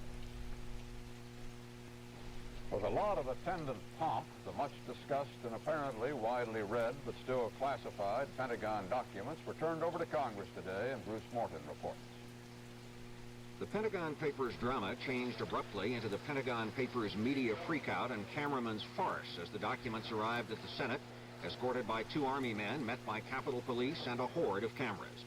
Like dirty books, the papers came in plain brown paper wrappers, though with top-secret labels. Cameras clicked and whirred, and the procession reached Senate President Allen Ellender's office where more cameras waited. A lot of people yelled stage directions, and Ellender, looking like the man who held the winning ticket at a charity fundraiser, unwrapped his unlikely door prize. Everybody laughed a lot. Senate leaders Hugh Scott and Mike Mansfield hovered shyly in the background. Ellender explained that only senators could read the papers, but that he at least wouldn't have time to. The Army men kept their cool, giving reporters only name, rank, and hometown. He won't even touch him. You see, it says top secret information. Cover sheet. Now, Where is Mr. Ellsberg? I hope he's in the jail. Senator Elder, if you could look at one of those and see if there's type. They'll be delivered in a safe place, and this safe was examined by me as well as by the intelligence, and we're satisfied. 100 men who make their living by talking, politicians, that these are going to stay secret very long up here? Well, if I'm to judge from past experience, the answer is no. The papers went to the Senate Secretary's office to be locked in a safe. 2 senators looked at them this afternoon. They can read them but not take notes. Bruce Morton, CBS News, Capitol Hill.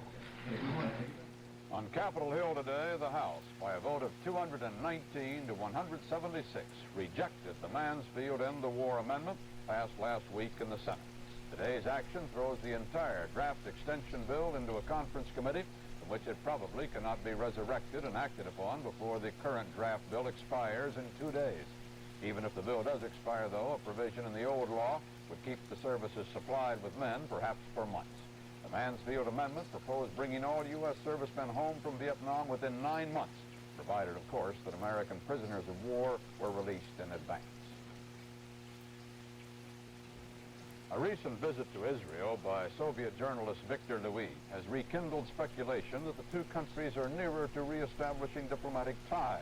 In Tel Aviv, officials admitted that Louis, who just returned to Moscow, met with Israeli leaders, but they denied that any official talks took place. Louis evaded a direct answer to questions saying only that what he did in Israel was absolutely personal. The Food and Drug Administration has ordered 16 manufacturers of low-phosphate or phosphate-free detergents to relabel their products to warn consumers of possible skin and eye irritation. The FBI has told them to stop selling their products until the new labels are ready. Among the brands named were such big sellers as Goldwater All, Clean, Giant, Miracle White, Ecology, and Fab Lemon Freshen with Borax. The averages were generally lower today on the New York Stock Exchange. Volume was 9,800,000 shares. The average price per share fell 10 cents on the New York Exchange and 2 cents on the American. The government announced today that the United States has suffered its worst 2 consecutive foreign trade months in 21 years, a factor that's likely to bring increased demands for import restrictions. The administration said foreign imports exceeded American exports by $205 million in May. The previous month, there was a $215 million deficit. But it turns out that the dealer who bid more than $4 million in London Friday for a Titian masterpiece was, as suspected, merely a front man. The money actually was put up by U.S. financier J. Paul Getty, and the painting, The Death of Actaeon, will go to the Getty Museum in Malibu, California. On the U.S. music scene, perhaps only one thing is certain, and that's change. Just 3 years ago, the Fillmore East opened in New York and quickly became the concert hall for hard rock fans on the East Coast. But last night, the Fillmore East closed. In the opinion of its owner, things are different now. David Henderson reports.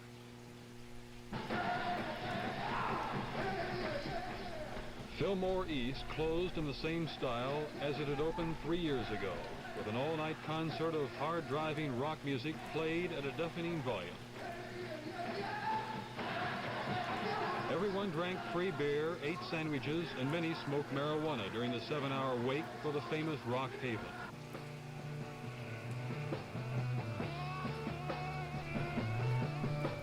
Founder and owner Bill Graham said many adverse changes in the music scene forced him to call it quits. Among them, the enormous fees demanded by performers. But in general, he said, the whole music scene has soured. Beginning in '65, in the last 5-6 years, there was a respectability, there was a relationship toward the artist. He was one of us. He was a revolutionary, and he's singing our songs with our words about peace, love, and togetherness and happiness.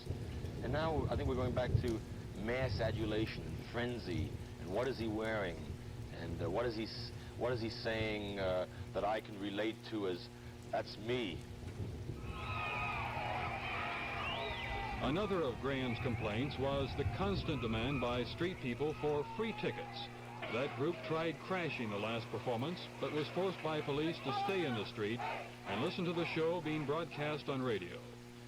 But come on, all of you big strong men, Uncle Sam needs your help again. No one knows how the closing of the influential Fillmore East will ultimately affect rock music. Fans say one thing is for sure. The day of rock performances under intimate, ideal conditions ended in New York early today. David Henderson, CBS News, New York.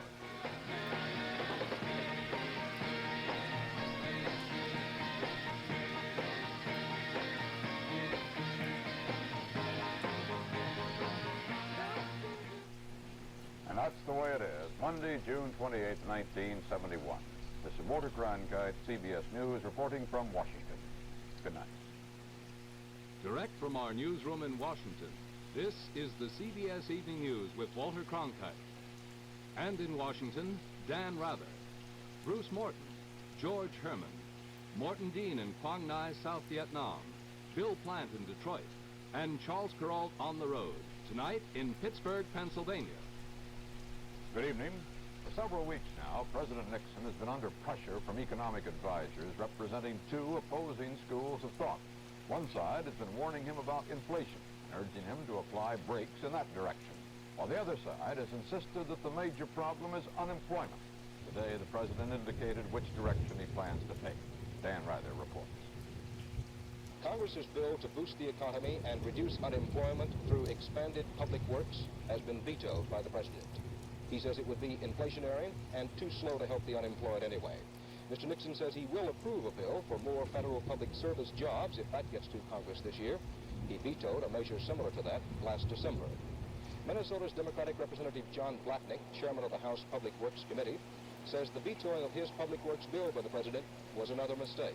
It doesn't make sense that at a time when we're spending about $6 billion per year for unemployment compensation, paying men and women for not working, people who want to work and through no fault of their are out of work, it doesn't make sense why we couldn't use some of that money to give these grants, federal grants, of up to 80% to municipalities where the unemployment rate is substantially above the national average, which today stands at an all-time 9-year high.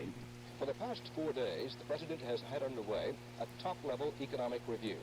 The question, what, if any, changes to make in current economic policy?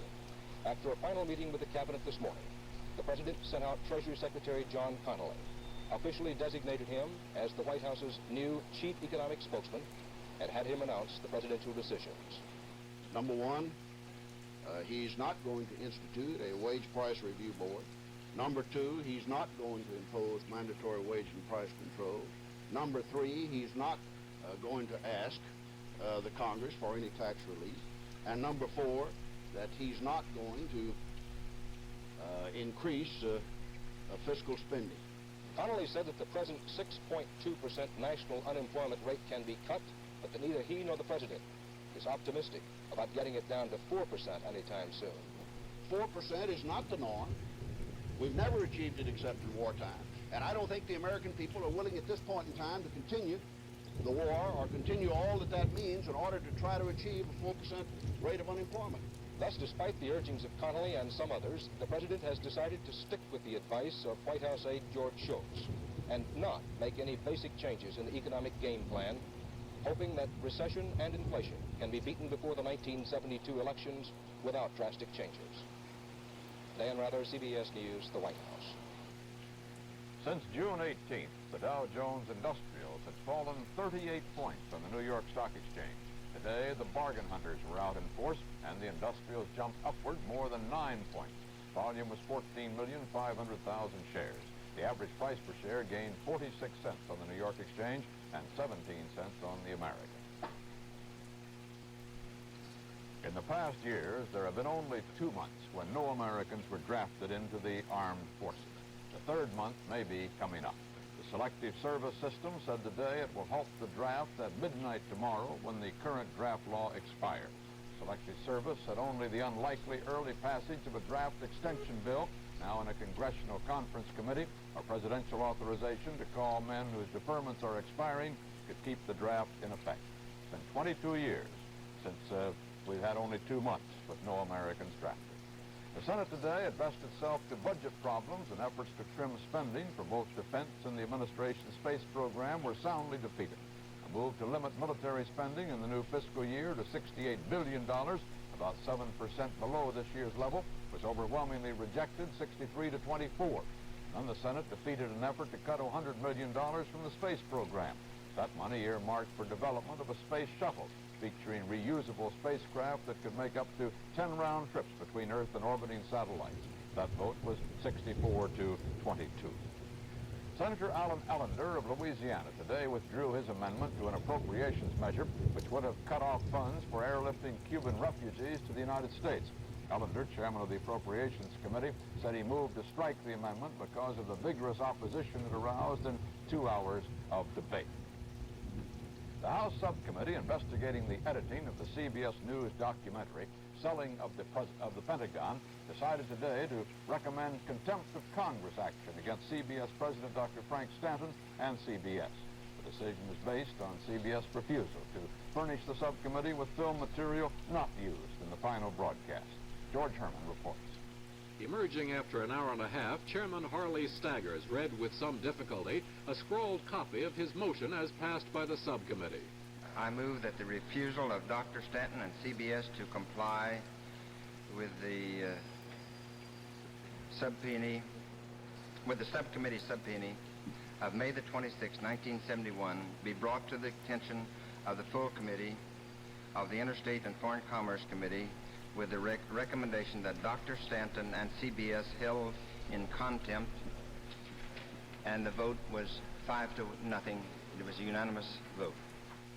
In New York, CBS President Stanton called the action ironic and unnecessary in view of the fact that the subcommittee has for months had access to a government copy of the complete transcript of the specific interview, which has been the main subject of the controversy. Stanton defined the issue as a free press and pledged CBS to, in his words, take every step necessary and open to us to resist this unwarranted action and to keep broadcast journalism free of government surveillance, unquote. A few hours later, the subcommittee released a statement emphasizing that it sought no government control of the news, no infringement of the First Amendment, and it accused CBS News of, quote, deception and fraud on the American public far more serious than was the case of the infamous quiz show scandals of 12 years ago, unquote. The full committee, also headed by Staggers, will vote on the recommendation later this week. George Herman, CBS News, Washington. The Democrats today selected for their 1972 convention Miami Beach, the site of President Nixon's Republican nomination 3 years ago. The Democratic convention will begin July 9th, the earliest date for either party in 20 years.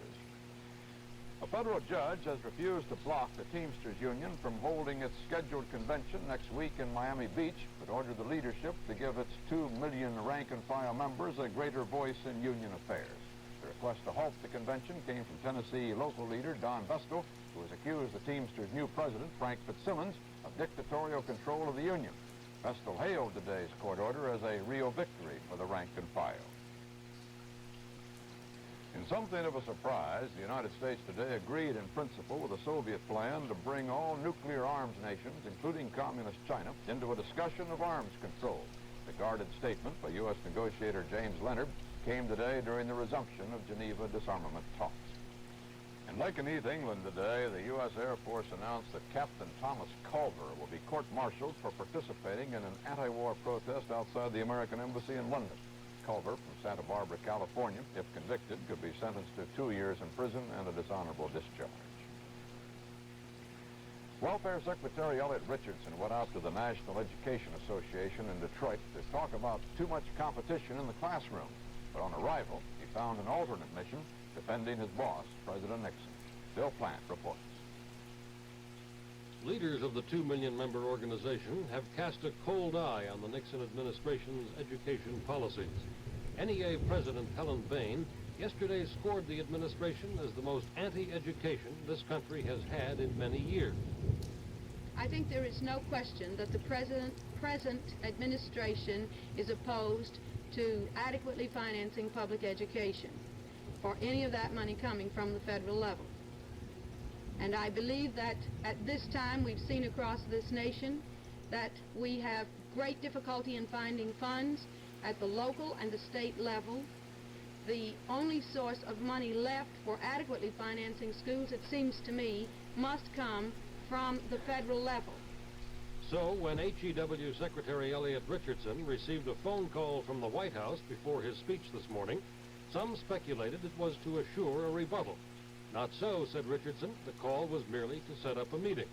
A rebuttal was inserted into his speech, however, and reiterated at this later news conference. The administration, contrary to the impression created by these remarks, has proposed more far-reaching and more innovative education legislation in the last year and a half than any administration on record, and that it has sought a total of $4.2 billion as of fiscal 1973 for education, by far the greatest increase in support of education proposed ever, nearly a doubling, an 80% increase over the current level. But these were only proposals, not likely to be passed by Congress in time for fiscal 1973.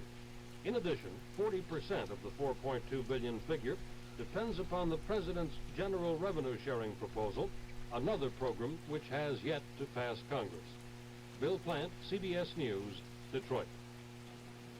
The House Subcommittee was told today about alleged favoritism accorded to the Westinghouse Electric Corporation in winning a large government contract to study post office pay systems.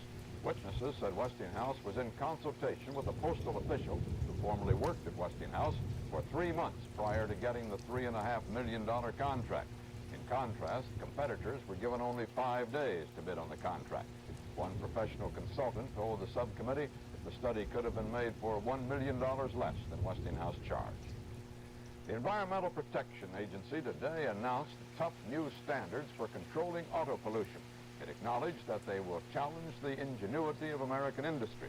But beginning with the model cars, 1973, the agency said it will require a 90% reduction in nitrogen oxide emissions over current levels. And by 1975, similar reductions in hydrocarbons and carbon monoxide will be demanded. A new study of mortality rates in New York City indicates that in a 6-year period between 1963 and 1969, no fewer than 10,000 New Yorkers a year were hastened to their deaths by air pollution. These unfortunates were heart patients who might have lived longer or even recovered had the air been cleaner.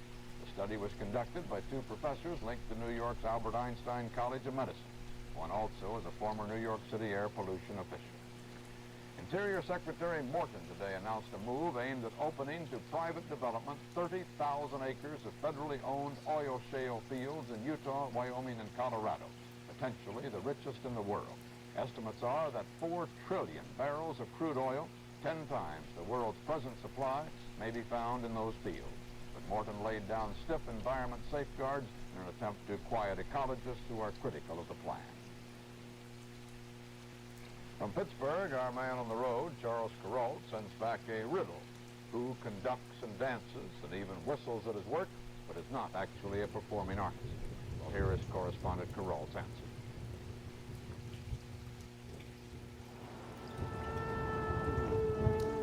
These are the sensitive hands of an orchestra conductor preparing for his big moment.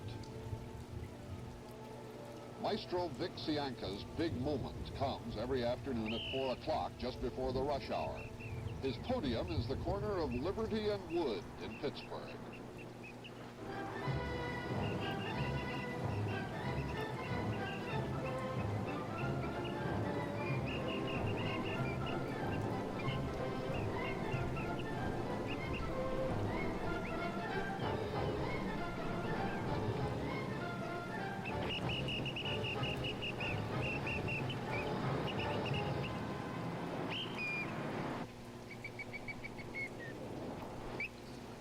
His orchestra is streetcars and taxis and 12-ton diesels, and Vic Cianca conducts his symphony of sound and movement with a finesse that would have dazzled Arturo Toscanini himself.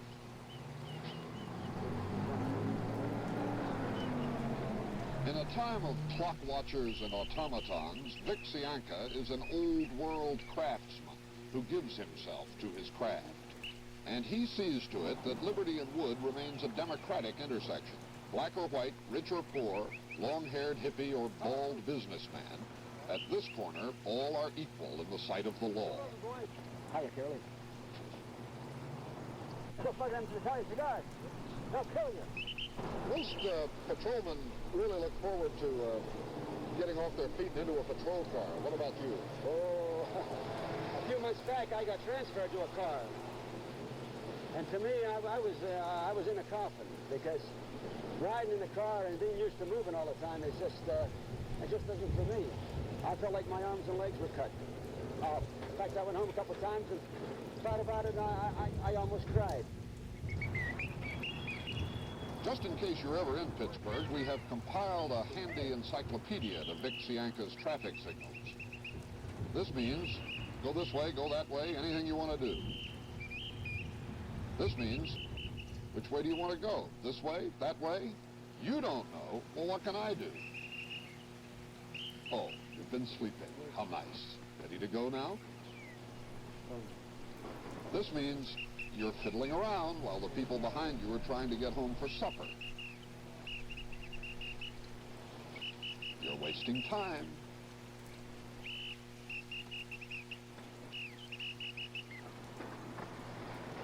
Oh, Lord, I hope you make it. This means good afternoon, reserved largely for other policemen, but occasionally bestowed on bus drivers.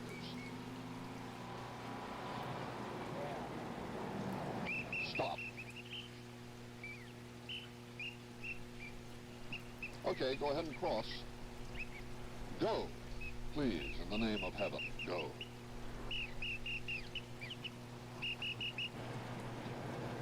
Well done. I am so proud of you. And there is a special signal for sports cars down where they can see it. Well, that's Vic Cianca, one man in tune with the universe. Sometimes people with a few minutes to kill just wander down to Liberty and Wood to stand on the corner and watch him work.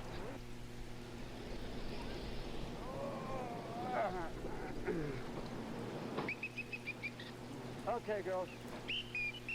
This whole experience has been rather hypnotic, in fact, and now that it's time to leave Pittsburgh and get back on the road, we find we sort of hate to leave.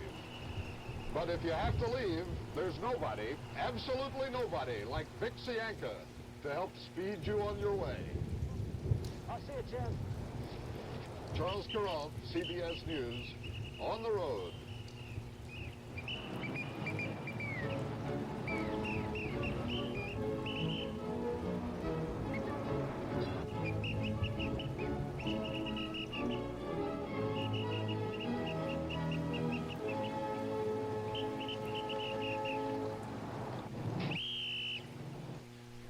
That's the way it is. Tuesday, June 29th, 1971.